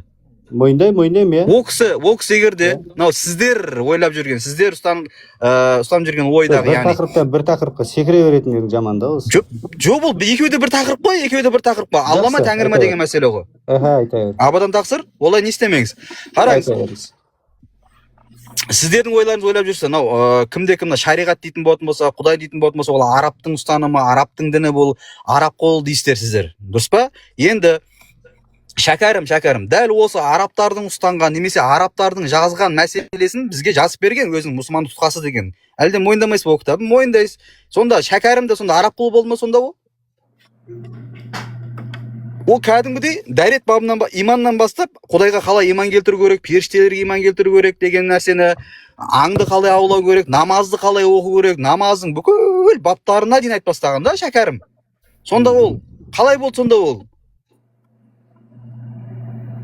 Берсем болады ғой, дәл осыған жауап беріңізші. Басқа тақырыпқа бұрмалап кетпейсіз ғой. Мен сізге басында айттым, Шәкәрім болсын, Абай болсын, ол мынау қазақтың тәңірлік дүниетанымындағы тәңір деген атау, Құдайдың жаратушы деген түсінігіне қалыптасқан мағына ретінде қабылдаған. Өйткені олар қазақтың түсінігінде Құдай деп түсінгеннен кейін олар солай айтады. Ал мына сендердің шариғи жолмен келген мына алла деген араптан келген атау ғой, енді оны ешкім жоққа шығара алмайды. Ол түсінікпен қабылдаған болса ол кісілер, ол дінді қабылдамас еді. Өйткені қарашы, қазақ, шәкәрім да қазақ, Абай да қазақ, ата бабасы да қазақ, олар Аллахтың рұқсат беріп тұрған дүниесіне олар қарсы шықпас еді. Егер шынайы мұсылман болған болса, олар қарсы шығып тұр. Қай жерінде қарсы шығып тұр? Шәкәрім болсын, Абай болсын. Жауап берем. Абай болсын, шәкәрім болсын, мына 2-3 атадан кейін үйленуге қарсы олар.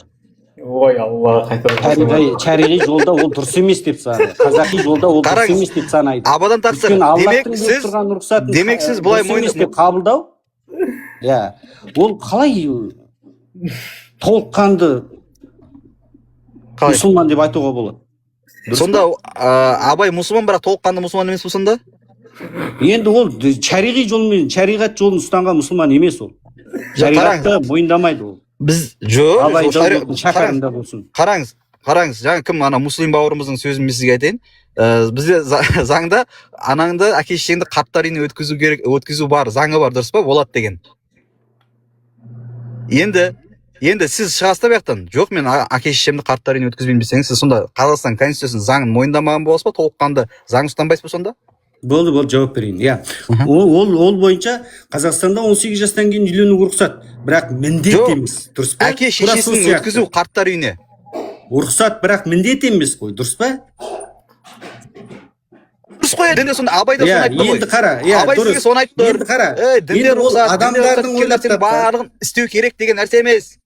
Болды, қазір айтамын, міне. Адамдардың ойлап тапқан заңы мен Алланың заңын екеуін қатар қойып отырсыз ба сонда? Қалай сонда? Шариғи жол Алланың жолы емес па? Шариғат. Енді Алланың беріп тұрған рұқсатын. Мен сізге дұрыс емес деп қабылдау. Шариғатта үкімді және Абайдың 7 атаға дейін, 3 атадан кейін 3 атаға дейін қыз алыспаңдар дедіңіз, не еттіңіз соны? Сол сөздің негізгі асыл мағынасы қандай екендігін сізге мынау сіздің түсінігіңіз бойынша мысал ретінде келтіріп тұрмын сізге Конституцияны.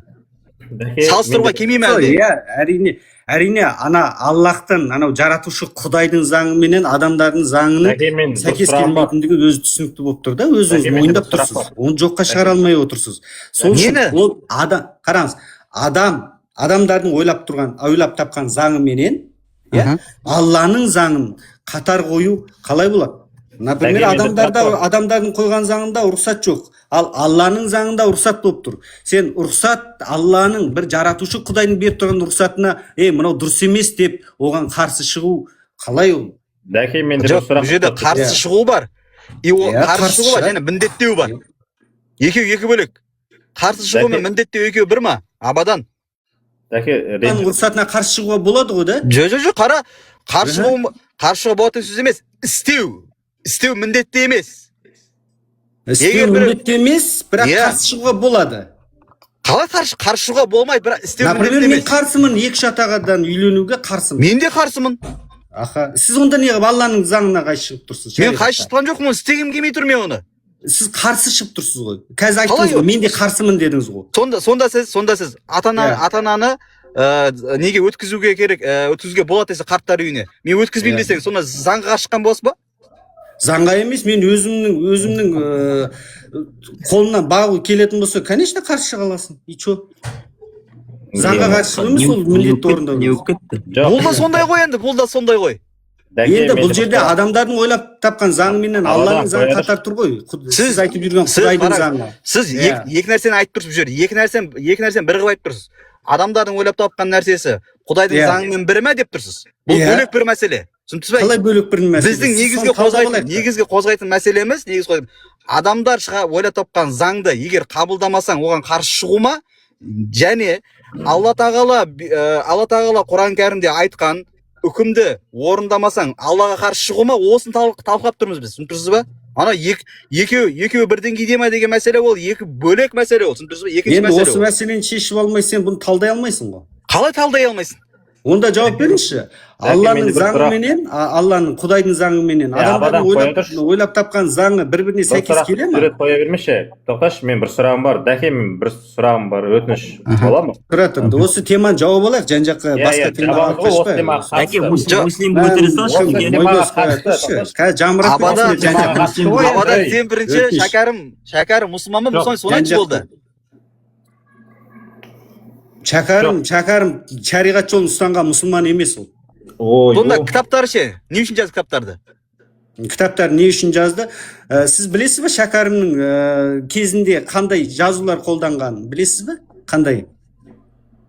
Шағатай тілі болсын, басқа тілі болсын, төтеше жол болсын. Жақсы, сол жазбаларында нақты Шәкәрімнің жазбалары бар ма? Бар. Түпнұсқалары. Бар. Көрсетіп беріңізші қане. Нұржан Смағұл ұстаз дәл осыған бойынша өзінің түпнұсқасын барлығын алып, соған диссертация қорғап шықты. Мемлекет оған кәдімгі диплом берді, диссертациясын қабылдап.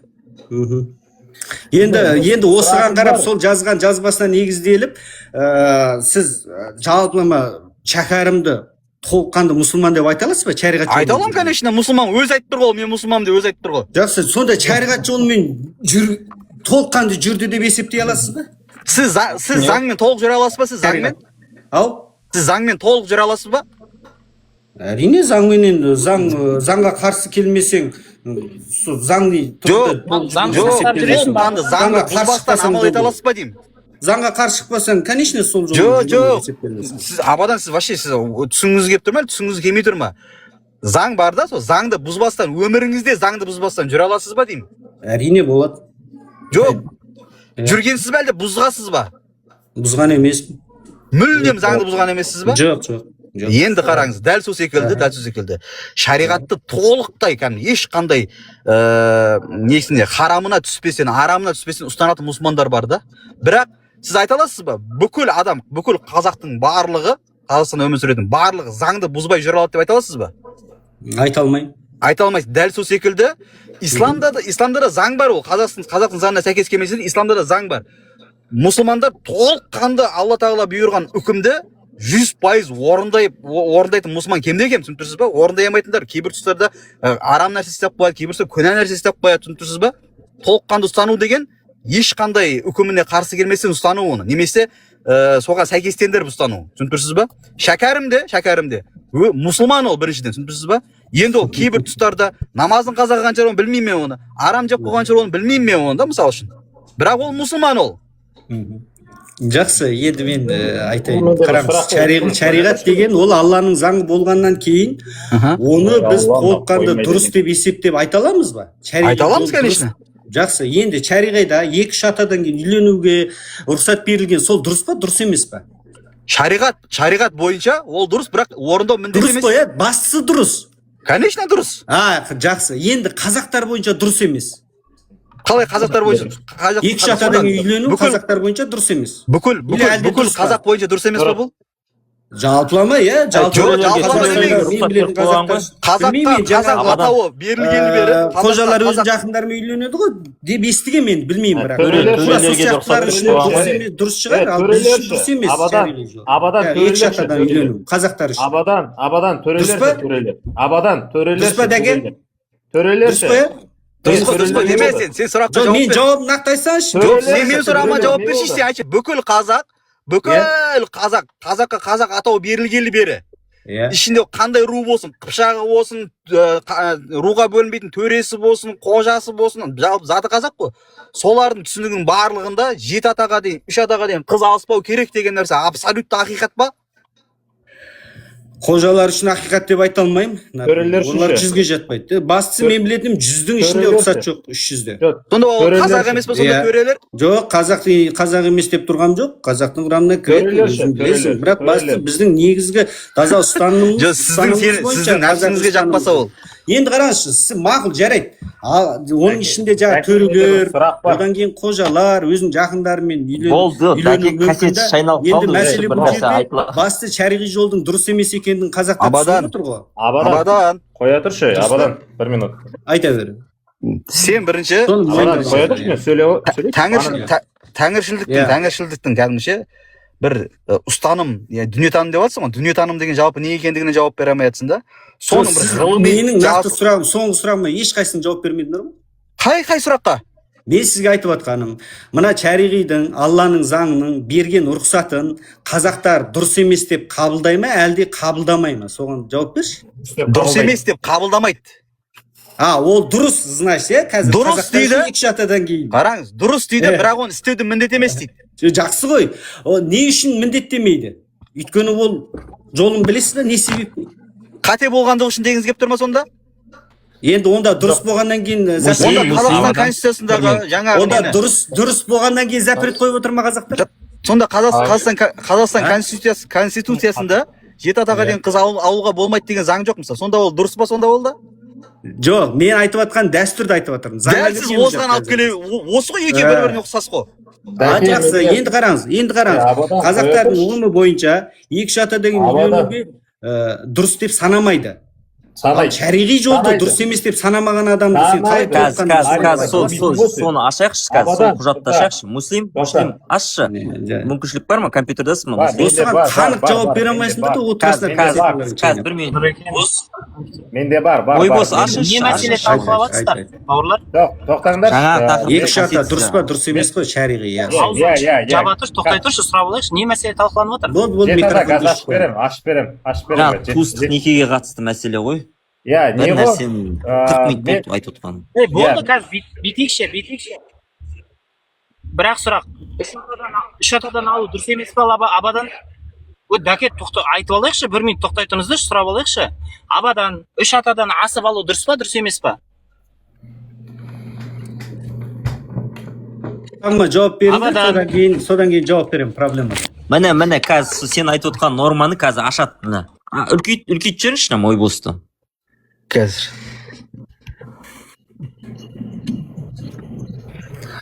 Қандай құжат ашып отқаныңыз мой бос? Мына 7 жарғы. Мына зерттеулер деректі тарихи кәдімгі мәтін.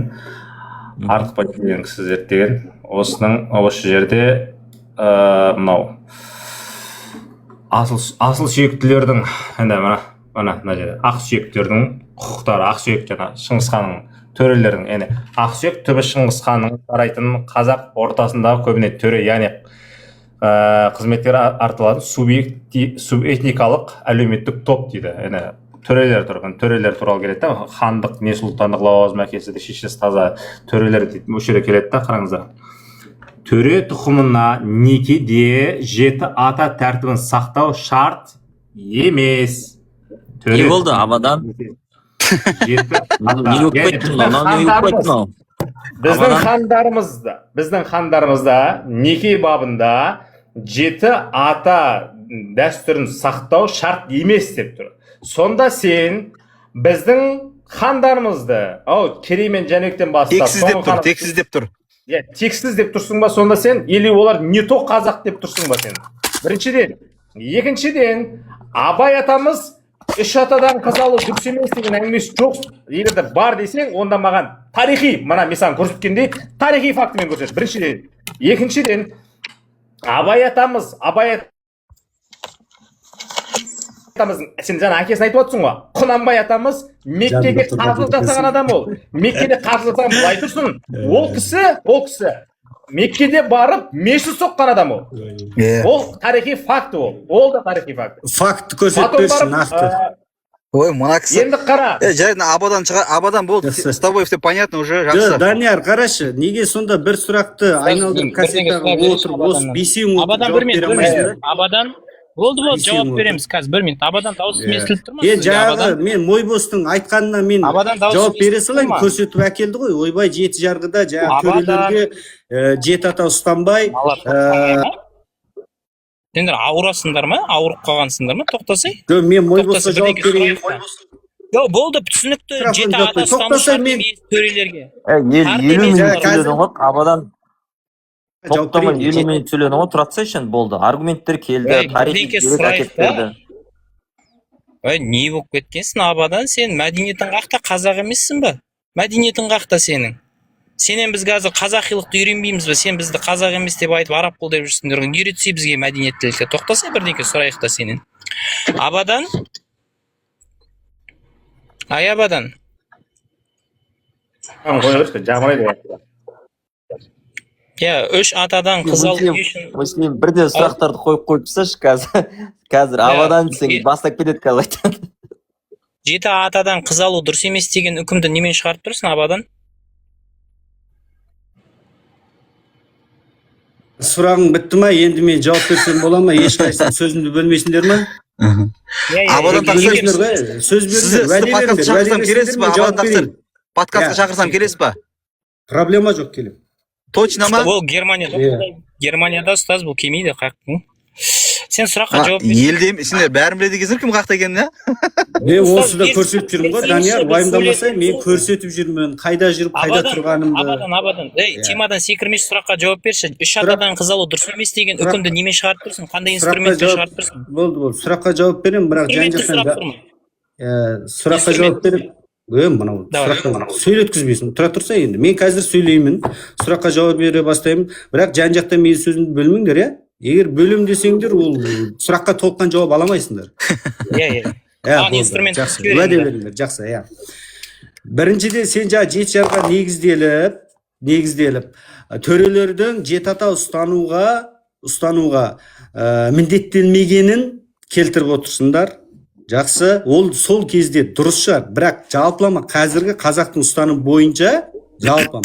Қазір біз ол ұстанған ұстанымды дұрыс емес деп санаймыз. Төрелер болса да. Ал ғылыми деректерде. Абадан демек бұл кезінде хандардың бәрін адасқан тексіз деп айта аламыз ғой? Жоқ, дұрыс емес деп айтамыз. Кейбір заңдарын дұрыс емес. Біздің қазіргі зайырлыққа тура келмейді. Дәстүрімізге тура келмесе, дәстүрімізге негізделіп шығарып тұрмын. Дәстүрге негізделіп шығарып тұрмын. Дұрыс, дәстүрді көріп тұрсың ба? Ақылмен шығарып тұрсың ғой. Ақылмен шығарып тұрсың. Дәстүрмен шығарып отырмын. Енді қара, ертең біреу келеді, тыңдап ал. Сәл даусыңды жуартып сөйлеші. Тыңдай тұршы. Менің даусым сондай, Құдай маған сондай дауыспен енді тыңдап ал, қара. Сен енді ақылмен дәстүрге қарап, дәстүрді себеп қылып тұрсың да, бірақ ақылмен шығарып тұрсың ол үкім, дұрыс па? Дәстүрмен шығарып қойған ол үкім. Менің дәстүрімде 3 атадан алуға болады, бұл ақылға сай дұрыс десе, сен оны қалай жоққа шығарасың? Сен де ол да ақылмен шығарып тұрсың. Сенің дәстүріңде 3 атаға алуға болатын болса, одан мен шаруам жоқ. Сен ала берсең болады. Абадан мен төремін. Саған болады, не болды? Значит, қара, менің төрелерге төрелер қазақ қой. Тыңдап ал абадан, қара. Абадан деген бұл вообще не емес қой, өзін айтып тұрғанын өзі білмейді. Ұстаз, мен сөзін аяқтайсың бола ма? Аяқтайын. Мен қара, бұл айтады, дәстүрге қарадым дейді, 7 атаға қарадым да, ақылмен 3 атадан алу дұрыс емес деп тұрмын.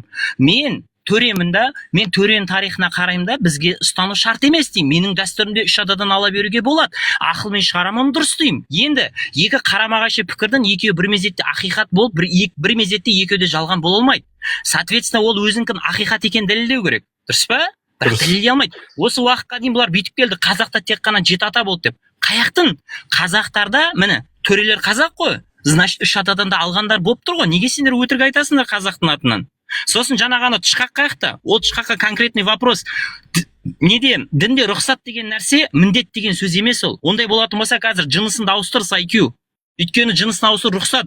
Барда жынысында ұрғашы еркек 2 в 1 қып келсен. Сөйтті үйіне әкене голубой алуға рұқсат дедің ғой.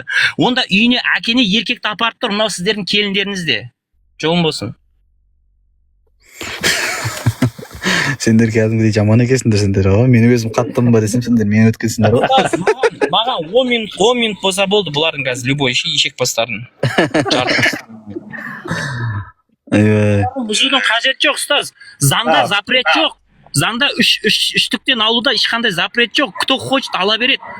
Ол анау басқа дәстүрге келе береді. Мен төремін. Мен мысалы 3 атадан алсам, менікі дұрыс бола ма?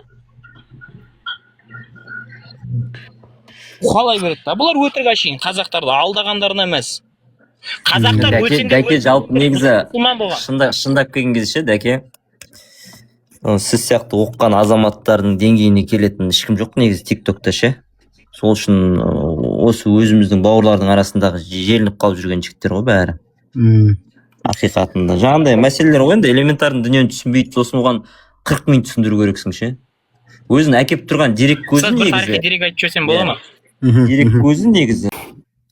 Так что қазақтар құрылғаннан бастап қазақ хандығы құлағанға дейін ислам дінінде болған ғой. Бұл енді более-менее ақылтай. Енді шындығын айту керек аналардан қарағанда. Ешкім андай тайға қумайды да. Микрофон жеп отырайық. Кім ақылтай деген ақылтай? Ал кешір, қалдарыңыз қалай? Амансың ба? Жақсы. Армысың деп айтады ма, сендерді қалай деп айтады? Сендерді дейді. Қазақстан шығып кеткенсіздер ма сіздер? Жоқ, ассалаумағалейкум деп айтса қабылдамайсың. Тұр, сендерді деген қалай бұл? Сен армысың деп айтпайсың ба, Данияр? Мен армысың деп па? Иә. Жеке өз басым армысың деп сөз бастамайды екем, ассалаумағалейкум деп бастайды екем. Қазақтың сөзін ұмыта бастапсыңдар, Ассалаумағалейкум деген қазақтың сөзі емес, иә? Қазақтың сөзі? Қазақтың сөзі ол. Машалла, сен кәдімгі не екенсің, иә? Адекватный адам екенсің. Қалай, ақылтай сен... Сендер ғой оны арабтікі, анау мұсылманша сөз деп айтып жүрсіңдер да? Жоқ, ол қазақтың сөзі. Ассалаумағалейкум қазақтың сөзі. Иә. Керемет міне, машалла. Әдемі. Сен қай жақтықсың ақылтай? Данияр? Мына жігіттердің жаңағы ананың подружкасы, пәлен түген деген сияқты сөздері сен деңгейіңе нормальный ма негізі? Сондай деңгейде сөйлесе бересіңдер ма? Жоқ, мен ондай деңгейде сөйлесем деген жоқпын біріншіден. Үндемегенге қарағанда сен келісіп отырғандай болдың да жаңа? Ескертіп отырмын бұларға эмоцияға берілмеңдер деп. Мен сендерде олар күйдіргенсіңдер ғой, әбден ше. Сендер ар жақта өздерінің эфирлерінде, басқа жақтарда біз күйдірсек, мұсылмандарды сендер күйдірсек айтасыңдар ғой. Мені күйдіргенсің осылай деп. Сол кезде айтасыңдар. Астында комментарияда жаңа күліп атсың ғой сен. Мыша, муслимді банана деп Алтай айтып жүрдіңдер ғой. Енді ол шынымен банана ғой енді. Банана деп айтуға бола ма ақылтай? Енді банана дегені өтірік қой енді. Мен ұштастырғысы келіп, ойбай, ана саусағы Мен мақтап, мына жерге сөйлесейін деп отырсам. Нұрислам тұра тұршы, мен Даниярға келіп отырған емес па?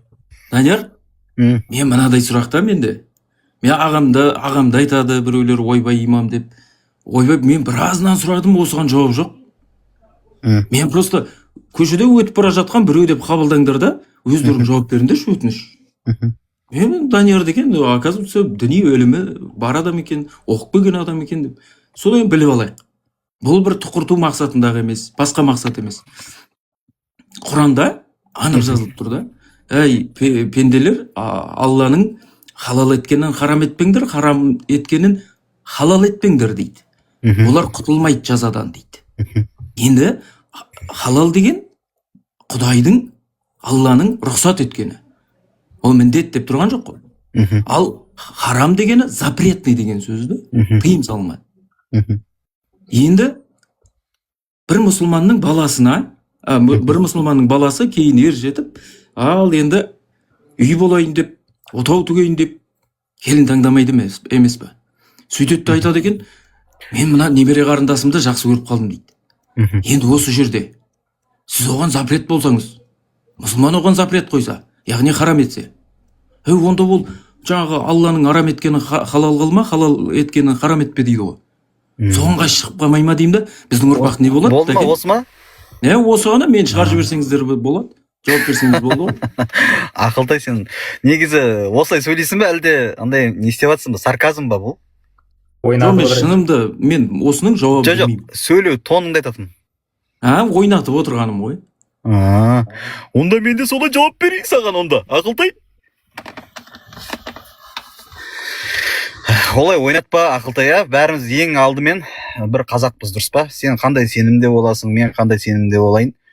Әркім өзінің сенімі үшін өзі сұралады, өзі жауапты, өзі біледі, таңдау еркі өзінде, бірақ қазақ болғандықтан олай бір-бірін сарказм жасап, не істемейік, мысқылдап қойылған сұрақ. Ойбай, подружкасы деп отырғанда үндемедіңіз ғой, қоя салыңыз. Мен айтқан жоқпын ғой саған оны. Ақылтай, тыңдасайшы. Өздерінің араларында дегенде қанжа болаға жарайды, мен микрофон өшірейін. Сен өздерің араларындағы мәселе ғой. Мен сені подружка деген жоқпын, мен сені балағаттаған жоқпын, мен сені сарказм жасаған жоқпын. Сен маған сөйлеп тұрсың, сарказммен солай сөйлеп тұрсың да. Мысқылдап ол мұсылмандық сенім неден бөлек кәдімгідей. Қазақтың өзінің дүниетанымының өзінде адам егер де мысқылдап бір сұрақты қоятын болатын болса, оған естіген жауап қабылдамайды да. Адам мысқылдап қойған адамын қабылдамайды. Жарайды, соны да айта кетейін мен саған. Сен айтып отырсың ғой, Алла тағала бір нәрсені адал деді, және бір нәрсені арам деді. Алла тағаланы адал деген нәрсесін ешкім арам ете алмайды, ешкім арам деген нәрсесін адал ете алмайды. Бұл бүкіл мұсылмандардың кездесетін нәрсесі. Енді бір адам өзінің немере қарындасына үйленем десе, шариғат оған не деп айтады? Шариғат оған үйленуді міндеттемейді біріншіден. Егер де біреу үйленіп қойса, үкімі қалай болады деген кезде жоғарыдағы аятқа жүгінеміз. Үкімі қалай болады? Арам істеді ме, адал істеді ме? Ол адал нәрсе істеді деп айтылады. Ол заңда да оған тыйым деп ешкім айта алмайды, түсініп тұрсыздар ма? Бірақ ислам діні әу баста үйленбей тұрған кезінде оған не деп насихат етеді? Алыстан қыз ал деп насихаттайды. Енді оған мұсылман өзінің ойына негізделіп алыстан қыз ал деп айтты ма? Жоқ. Пайғамбарымыздан сахих хадис келген. Алыстан қыз алыңдар деп келген. Пайғамбарымыздың алыстан қыз алыңдар, алыстан қыз алған жақсы деген сөзі Құран кәрімдегі немере қыз болсын, немесе бөле болсын, соған үйленудің арам екендігін білдірмейді. Түсініп тұрсыз ба? Құрандағы ол аят. Егер мұсылман істеп қойса сол істі, оның үкімі қалай болады? Аллахтың құзырында қалай болады деген нәрсе үшін түсірілген ол. Шын ба Ақылтай? Дұрыс, өте дұрыс. Демек мұсылман ұлы келіп, әке мен немере қарындасымды алам десе, оған қарсы болмай керек, е? Қалай қарсы болмау керек? Мен бір нәрсе айтып кетсем болады ма осы жерде? Білмеймін ғой, енді осыған жауап берсеңізші. Қарсы болмау керек, қарсы болады оған. Алма деп айту керек, түсініп тұрсыз ба? Қарсы болуы бұл Алла тағаланың аятына қарсы келу емес. Қалайша? Логикасын түсіндіріп жіберіңізші. Солай. Алла халал етіп тұр, рұқсат етіп тұр. Оны сіз тыйым салып тұрсыз, әкесі болып. Жоқ, тыйым емес ол. Абзалдық жағынан. Алма дей ма? Абзалдық жағынан алма дей ма? Алланың халал еткенін харам қылу абзалырақ болып тұр ма сонда? Қалай харам қылу абзалырақ? Халалды харам қылу абзалырақ болып тұр ма сонда? Жоқ. Бұл жерде ұстаз, бұл жерде ол адам шариғатта запрет деп тұрған жоқ қой, шариғатта запрет қояды деп тұрған жоқ. Просто алма деп запрет қояды болды. Шариғи запретті тек қара, мысал үшін сен Қазақстан қоғамда өмір сүріп жатсың, дұрыс па? Бір нәрсені болады, болмайды деп айтатын кім бізде? Конституция, дұрыс па Ақылтай? Иә. Конституция. Дәл сол секілді біздің ол әлгі кімдерге өзінің немере қарындасын алатын адамға бұны алма деуіміз шариғи баға құқық емес. Түсініп тұрсыз ба? Пайғамбарымыздың хадисіне негізделе отыра біз алыстан қыз алғаның дұрыс деп айтамыз. Ал егер алып қойса ше, арам нәрсе істемеді. Жоқ, мұсылман баласына қой деп запрет қоя ма, әлде запрет қоймай ма? Сол керек. Шариғи құқық бойынша қой деп айта алмайды. Болды ғой, енді мен осының жауабын сұрайым, бәрі шошиды, не қып сен деген провокация жасап отырсың. Осындай. Мен түген деп. Міне, анық айтып отыр Данияр ұстаздарың. Міне, анық. Мысал келтірсем бола ма осы? Қазақстан арақ ішті да. Москва бір арақ ішті да. Бір ауыз сөз айтасың. Сулейманға бір минут. Қазақстан Республикасының конституциясында заң неке бабы бойынша да не емес қой? Бола береді ол. Дұрыс айтты. Мынау дұрыс айтты. Ақылтай, дәл осы жерде енді мысал сұрақ қойшы конституция бойынша. Конституцияда рұқсат, дұрыс па? Енді сен алма деп айтсаң, конституцияда рұқсат етілген нәрсеге тыйым салынған боласың ба? Алма деп айтсам? Иә. Конституция ал деп тұрған жоқ қой? Алуды тыйым деп тұрған жоқ. Тыйым деп тұрған жоқ. Ата заңда халал сендерге, ол сендерге Алланың берген несібе ризығы деп тұр ма екен? Қара, егер де ата заңымызда бір нәрсеге запрет келмеген болатын болса, ол істеуді білдіре ме, істемеуді білдіре ме? Істеуге? Запрет болып тұрса, істемейсің. Жоқ. Рұқсат беріп тұрса, істейсің. Запрет келмесе, мүлдем. Запрет жоқ болса, істей бересің. Енді сен саған кеп айтса біреу, Ақылтай, жоқ, немере қарындасыңа сен ойын кетіп қалған екен, бұны алма бұны десе, Қазақстан оған тыйым салып тұрған жоқ. Сонда Қазақстан тыйым салып тұрған жоқ. Сонда сен оған тыйым салған боласың ба? Қазақстан басқа көп этносты мемлекет болғаннан кейін басқа диаспораларға мүмкіндік беру үшін ғана ондай заң тыйымды жалпақ заңға енгізбейді. Ал бірақ қазақтардың өз жазылмаған заңы жеті ата дәстүрі. Қалай сен жеті ата заңы деген нәрсе ол жаққа кірмей қой. Дәл қазір нәрсемен айт. Сен жеті атаңды сен түгелді толықтай білмейсің. Ол үш атаға дейін алған ба, жеті атаға дейін алған ба, алмаған ба абсолютті шындық емес. Ол алғандар бар ғой. Мына Мойбос көрсетті ғой жаңа жеті ата деген Жамбыл Артықбаевтың зерттеп шығарғаны деп ше. Ойбай төрелерге қатысты ол болмайды екен деді ғой жаңа. Сол жерде өздерің үкім қылып алып отырған жерлерде жеті ата дәстүрін бұзып, жақыннан қан араластырғандарды өлімге кешкен высшая мера наказания. Қабылдайсыңдар ма? Жаңа қабылдап отырыңдар ғой төрені. Өтірік айтпа. Қай бетінде Дәл айтшы? жауап берсін. Қай бетінде ашшы? Прям қазашым. Да, өлім жазасы деген. Фактімен сөйлеге Ақылтай. Ақылтай, дәл жерде сен қашпа, бұл қашамайсың енді. Данияр, соны көрсетсем не болады қазір? Көрсет. Сөзімді растаяқта керек. Соны көрсетсем не болады? Жоқ, сосын көресің не болатын? Жоқ, төрелерге. Ана қашып кетейін деп отырсыңдар да, нақты айтыңдар. Мен ұят болып қалам деп айтыңдар сол кезде. Ұятым бетіме шығатын. Қара бет атанам деп па. Қазір 1 минут жігіттер. Ақылтай. Мойбос айтты, оны құжатпен дәлелдеп көрсетті да. Біз де саған айтып жатырмыз да. Давай құжатпен көрсетші деп жатырмыз. Жақсы. Онда мен үлкейтіңдер. Төрелерді неге естемеген? Соны айтшы. Жоқ, сен айтсай, просто мен ағаз ашамын. Жоқ, сендер төрелерге қатыстысын қабылдадыңдар, енді мынаны да қабылдайсыңдар, е? Мен ашайын микрофон. Көрсетсе енді, төрелерді өлім жазасын кескен болсонда? Үлкейт. Данияр? Төрелерді өлім жазасына кескен ба деймін? Тұра тұр қазір. Үлкейт. Міне өлім жазасы нұсқасы, міне екінші. Сонымен бірге өлім жазасына жеті ата дәстүрін бұзған, туыстың арасын ашып қан араластырған деп тұр. Дұрыс, жақын туыстар арасындағы неке адамдармен немесе некесіз туған баласын жұрттың сөзінен арланып өлтірген әйелдер кесіледі дейді. Көрсеттің ба, не болды? Еркектер ше, еркектер. Не ғой? Әйелдер деп бітіп тұрсың ғой. Қайдағы әйелдер? Не қойып отырсыңдар? Әйелдер сонда еркекпен емес, әйелмен қан араластыра ма жақыннан? Тұра. Логикаңды түсінбедім, Нұрислам, тоқта. Сен сонда Нұрислам, тұра тұршы, енді мен сұрақ қойып олайын. Сен сонда бұл әйелдерге қатысты деп жеті ата дәстүрін бұзып, ойбай арасын ашып, қан араластырған деп әйелдерге қатысты айтып отырсың ба? Сонда әйел еркекпен емес, әйелмен қан араластыра ма сонда? Тыңда, сонымен бірге өлім жазасына деген оқыш тұрса. Преамбула дегенді білесің бе сен заңда? Оқысаңдаршы өздерің, міне тұр ғой. Я оқыса енді. Оқысаңдаршы, мен оқып бердім. Онымен бірге өлім жазасына жеті ата дәстүрін бұзған, туыстың арасын ашып, қан араластырған, дроп, жақын туыстар арасындағы неке, дроп, адамдар неке немесе некесіз туған баласын жұрттың сөзінен арланып өлтірген әйелдер кесіледі. Әйелдер деп тұр соңда. Бұл әйелдерге ғана қатысты деп тұрсың ба? Мен дроп деп әдейі айтып тұрмын ғой, Нұрислам. Жоқ, мен түсінбей тұрмын просто. Мен именно мына сөзді түсінбей тұрмын да, мен өзімше негізі госслужбада кәдімгідей норма творчествомен айналысқан адаммын да. Біз ана кодекстарды жазған кезде кәдімгідей қай жерде түсініксіз болады, сол жерде примечаниеде именно жақсы, мен лингвистпін ғой, мен түсіндіріп берейін. Мына дроп бола ма? Мына жерде дроп тұр ма? Демек, мыналар бірыңғай мүше деген сөз. Бірыңғай, бірдей, тең мағыналы сөйлемдерді осылай келтіріп отыр. Яғни, мына пункттар деген сөз. Кімдер деген кезде пункт. Мына жерден басталады, жеті ата дәстүрін бұзған, астына жақын туыстар арасындағы неке, пункт астында адамдар немесе некесіз туған баласын жұрттың сөзінен арланып өлтірген әйелдер кесіледі деп тұр. Жақсы, қан араластырылған деп тұр мына жерде, иә? Осы жерде қан араластырған дегенде біз еркекті де әйелді де табамыз ба осы статьяда? Әрине. Оған қандай дәлелдеме бар?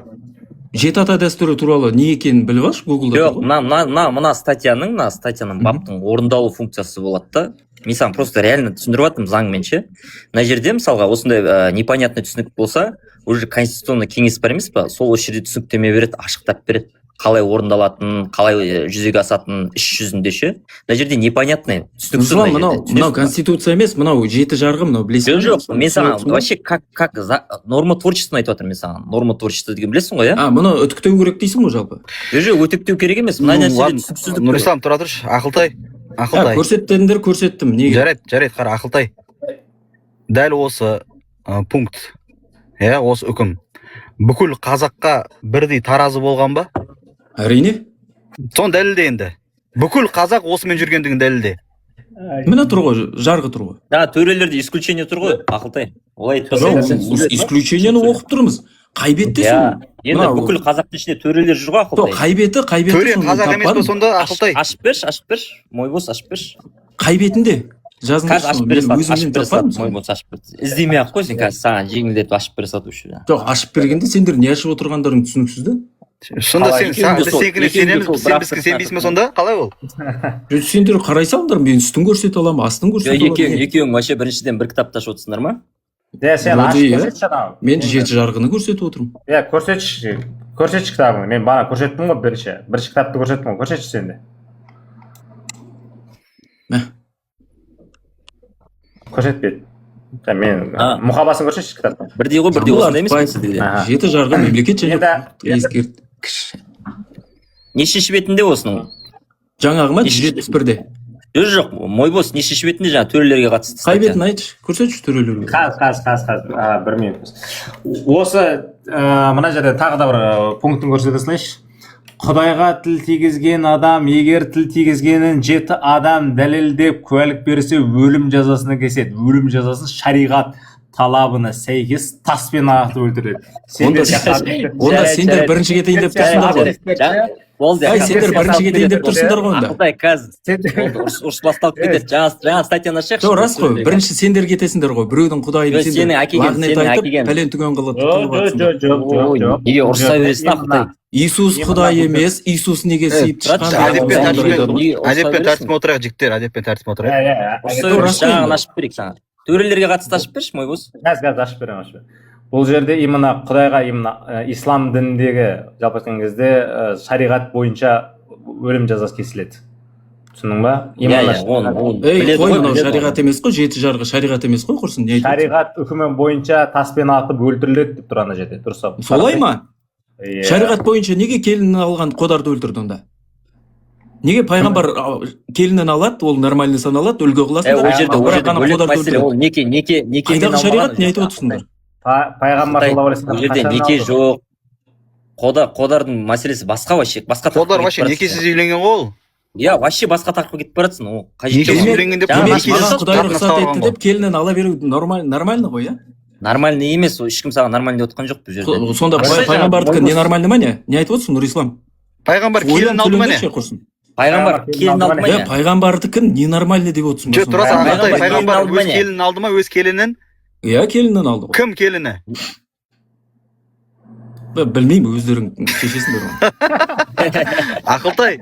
Демек келін алмай алды ма, Данияр? Ақылтай. Данияр, мен келінін алған жоқ. Келінін алмады, иә? Сен шатастырып жатсың. Демек ана асыранды баласы оған Құранның өзінде жалып тұр емес па? Ойбай, саған Құдай рұқсат етті, қорқуға, сен аналардан қорғасың, бірақ Құдай ғана қорқуға лайықты деп. Вот сол жерде балаң емес деп айтып тұр ғой. Бала емес, қазақтар айтады, бала баққандікі дейді, тапқандікі емес дейді. Не айтып отырсыңдар көрсін? Мойбос, секіре бермеш болды, Ақылтай. Өтірік, короче, жала. Мойбос, ашшы жаңағына. Не жала? Ақылтай. Қуат екенсіңдер ғой сен? Міне, қара, жаңа төреге қатысты айт. Қай бетінде айтшы еш? 128 бет, міне. 128. Осы жерде, міне, 128 бет, міне, 129 бетте. Төре, мен үлкен қойып жүресіз бе? Дәке. Төре тұқымының некеде 7 артта сақтау шарт емес. Төре тұқымына некеде 7 ата тәртібін сақтау шарт емес. Сонда біздің хандарымыз қазақ емес па не? Или біздің хандарымыз сонда не тексіз ба не? Болмаса біздің қазақтың хандары сонда не? Нито қазақтар ма не? Или шала қазақтар ма? Не айтқың келіп тұр сонда сен? Так, енді жауап берейін. Жаңа Абаданға да осылай сұрақ қойып жатсыңдар ғой. А кім айтып отыр олар не то қазақ, тексіз деп? Сендер енді қайта как будто бүкіл Сендер де біреудің сөзін маған алып келмеші, Мойбос. Жоқ, тоқта. Тыңда, мен сені мазақ қылып жатқан жоқпын ғой, Құлтай. Мен сені мазақ қылып жатқан жоқпын, не болды сен жеке өтіп? Жоқ, сен менің айтқан сөзімді алып келсеші. Жоқ, қарасай, тыңдасай бер. Сенен жаңаған айттың ғой сен, жаңаған айттың. Нұреке бірмейді. Жаңа Дәкең сенен сұрады. Жеті ата бүкіл қазаққа ортақ па деп, сен ортақ деп айттың ғой осы жерде. Бәріміз естіп отырмыз ғой. Иә, ортақ. Енді қара, сонда төрелер, төре тұқымдары сонда қазақтар емес па не? Қазақтар неге ондай сұрақ қойып отырсың? Откуда? Енді ондай болатын болса, төрелерде исключение болып тұр ғой мына жерде. Исключение деген болып тұратын нәрсе емес пе? Заңда.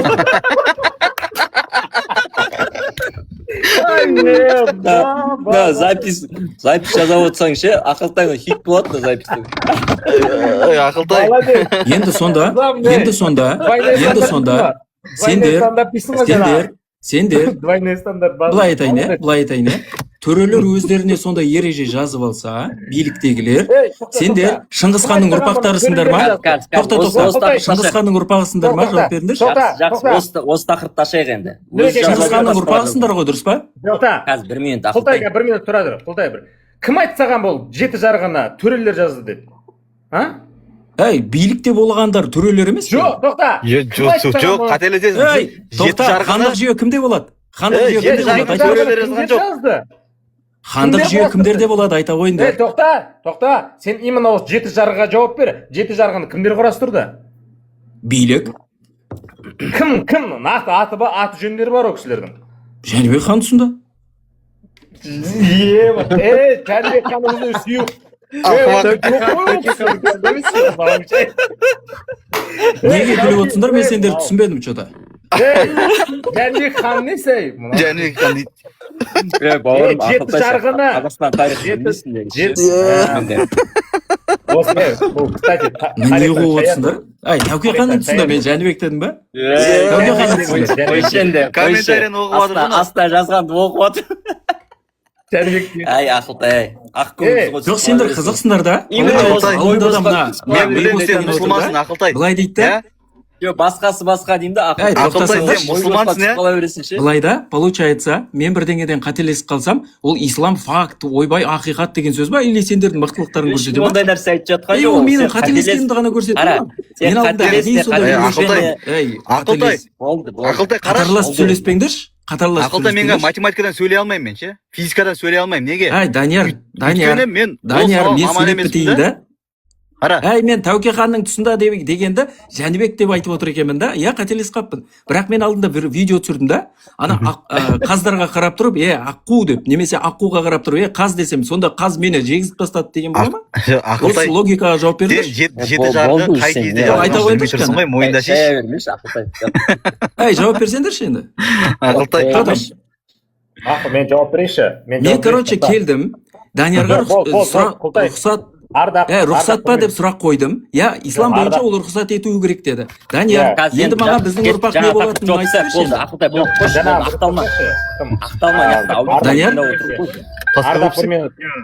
Ардақ бір минут. Кәдімгі төртеуің бар ғой. Төрт түрлі әңгіме айтып отырсыңдар да. Мен сендерге бір ғана сұрақ қоюға келдім. Және ол оказывается менің айтып жүргенім рас екен. Демек сендер балаларыңа немере қарындасты алуға тыйым сала алмайды екенсіңдер. Демек қазақтың дәстүрі не болды? Бағана сен аққуың сияқты сөз ғой бұл әшейін, алынбайтын сөздер ғой, Ақылтай. Нұрислам, мен емес оны Данияр айтқан. Данияр айтты. Тыңдасайын. Данияр, мойындайсың ба айтқаныңды? Ислам бойынша немере қарындас алуына тыйым сала алмайды дедің, дұрыс па? Біздің конституцияда салынбайды ол. Данияр, конституцияда салынбайды. солай айттың ғой, дұрыс па? Қалай дейсің, басайшы, менімен пласкау сұрап сұрта, не дейсің? Данияр, қара, сен айттың, мұсылман егер ұлы немере қарындасын аламын деп келсе, ислам бойынша оған тыйым сала алмайды дедің. Арам деп айта алмайды, тыйым сала алмайды. Харам деп айта алмайды. Бірақ, дұрыс па? Бірақ оны жаса ал деп те айтпайды. демек ол істеп ештеңе айта қойсаң, алмайды ұлына, иә. істеп қойсаң, ісіңе Хорошо, Данияр, шариғи құқықтық беретін болатын болса, Данияр арам енді деп қара. Данияр енді қара. Сенің ұлыңны баладан қазақтың сөзі бар да. Bir анадан алада туады, құлада туады. Ертең сенің ұлың или бір мұсылманның ұлы немере қарындасын алам деп жатса, біздің дәстүр қайда қалады? Мен айтамын, дәстүр бойынша алма деп айтамыз біз. Муслим бауырын қосып жіберіңізші, дәке. Сен жаңа ғана тыйым салуға болмайды дедің, бірақ енді келіп алма деп айтам дейсің. Қалай ол? Шариғи тыйым сала алмайды ешкім. Шариғи тыйым. Жоқ, сендер ше, жаңағы темада ше, қызықсыңдар да. Жәнібек деппін да мен. Ол Тәуке екен түсінікті ғой. Қателесіп кеттісің деген әңгіме жасайсыңдар ше. Сонда деймін да, сендер сонда бір аргумент айттыңдар ма? Сендер реально аргумент айттың деп отырсыңдар ма? Өмірі жоқ, алдында мына Мойвосты айтады да, ойбай, Кенесары қай ғасырда туды дейді да. Мен аны 1805 дегенді ойлап, 1802 дегенді ойлап отырып, 18 деппін да, сөйтсем атаңның басы Олбай 19 ғасыр деп кетті да. Как будто жеңіп кеткен сияқты болдыңдар ма сонда? Амандасып алайықшы, амандасып тоқташ. Муслим, давай жауап берші енді сен. Ардақ, атеизмде сенің балаларың бірін үйленеміз десе запрет бар ма? Бухгалтерияда да жоқ запрет. Что там? Болды, значит, балдарын үйлене береді ғой. Бухгалтерлер балалар үйлене береді, иә? Болды, жетті. Сен онда вообще, онда претензия айтпа сен. Жақсы, онда маған жауап бер. Сатып бересің ба, Ардақ? Муслим, өзіңнің ана стиліңе салмай ақ қой. Нақты жауап берші маған. Ұлымен Бір ғана қызына той сұрақ. жасап бересің ба? Муслим, бір ғана сұрақ. Ұлымен қызына той жасап бересің ба? Муслим, бір ғана сұрақ. Ұлымен қызына той жасап бересің ба? Муслим деймін, бір ғана Болады сұрақ. дедің ғой. Атеизм, атеизм ұлтты жоққа шығара ма? Жоқ, жаңа сен болады дедің ғой. Жауап бер. Жаңа сұрақ қойғанда балдарын үйлене болады ма деп сен болады дедің. Болады дедің, записьті қайттан көрі онда. Той жасап бересің ғой балдарына. Позор болып отырсың ғой, Муслим. Болады деп ешкім айтқан жоқ қой. Атеизмде Запрет жоқ запрет деп бар ма? айтты. Запрет жазылған жоқ ол жерде. Болды. Потому что ол көзқарас Құдайға қатысты ғана. Болды, жеткілікті. Сен сонда не, Құраннан математика табуды дұрыс емес деп жүрген жоқсың бе? Сенің балдарың, қара Ардақ, сенің балдарың келеді да, әке біз біріміз жақсы көреміз, үйленеміз ба деп сұрап тұрды, сен запрет жоқ дейсің, үйлене бер дейсің, еще келіп бізге әңгіме айтасың ба сен? Енді айтсашы маған, атеизм ұлтты жоққа шығара ма? Атеизм деген не? Құдай, атеизм деген не? Атеизм ұлтты жоққа шығара ма, Муслим? Атеизм деген не? Атеизм Құдайға қатысты көзқарас. Құдай жоқ деген көзқарас па? Иә. Ақиқат бос сөзін. Жауап берсеш, Муслим, ұлтты жоққа шығара ма, жоқ па? Ақиқат па? Айтсаш, осы сөзін ақиқат па? Құдай жоқ деген сөзін ақиқат па? Муслим, жауап Құдай жоқ бермейсің ба? деген сөзін ақиқат па? Қысқасы, жауап бермейсің, иә? Ақылтай. Осы Құдай жоқ деген сөзін ақиқат па? Ақылтай болды, Ақылтай. Данияр, сенмен де бәрі түсінікті болды ғой. Немере қарындастарыңды алып жүре береді екенсіңдер ғой, да, получается? Боссын, бар. Балдарыңды үйлендіре бер. Боссын. Шығара беріңіз. Шығарып салайық. Жол болсын. Сіз қараңыз. Бұлар мына нәрсені түсінбей тұр да, бұлар ше. Шариғи тыйыммен адамның несі абзалдық пен абзал емес нәрсені ұстануын түсінбей тұр да бұлар ше. Сіз қараңызшы. Бүйтеді да, бізге келіп, сендер үш атадан рұқсат сендерге дейді да, бірақ өзіңнің балдарын үйленем десе запрет жоқ қой, сен кімге келіп не айтып жатсың сен? Ертең балаң келеді, қыздың екеуі келеді да, әке біз үйленеміз, біз бірін жақсы көреміз десе. Сен рұқсат, сен запрет қоя алмайсың оған, ол өзі білет. Еще сенде жақсы, жаман деген түсінікті айырып беретін дымың жоқ қой сенің. Сен дәстүр айтып жатқан дәстүрінді кім ұстанды оны? Қандай халық ұстанды? Қазақ па? Қазақтың қазақилығы ма, менталитетіне сіңіп кетті ма? Ол менталитет оның ұстанымынан шыға ма? Қазақтар кім болған? Мұсылман болған. Болды, сен теманы жабылады осымен. Сен сенің конкретно Фейсбукта қарақшанда голубой болса бола береді. Исключениеге қатысты не айтты жаңа? Ой, Алла. Төрелер де қадалды ғой. Мен төремін ал. Құрметті мына жерде 728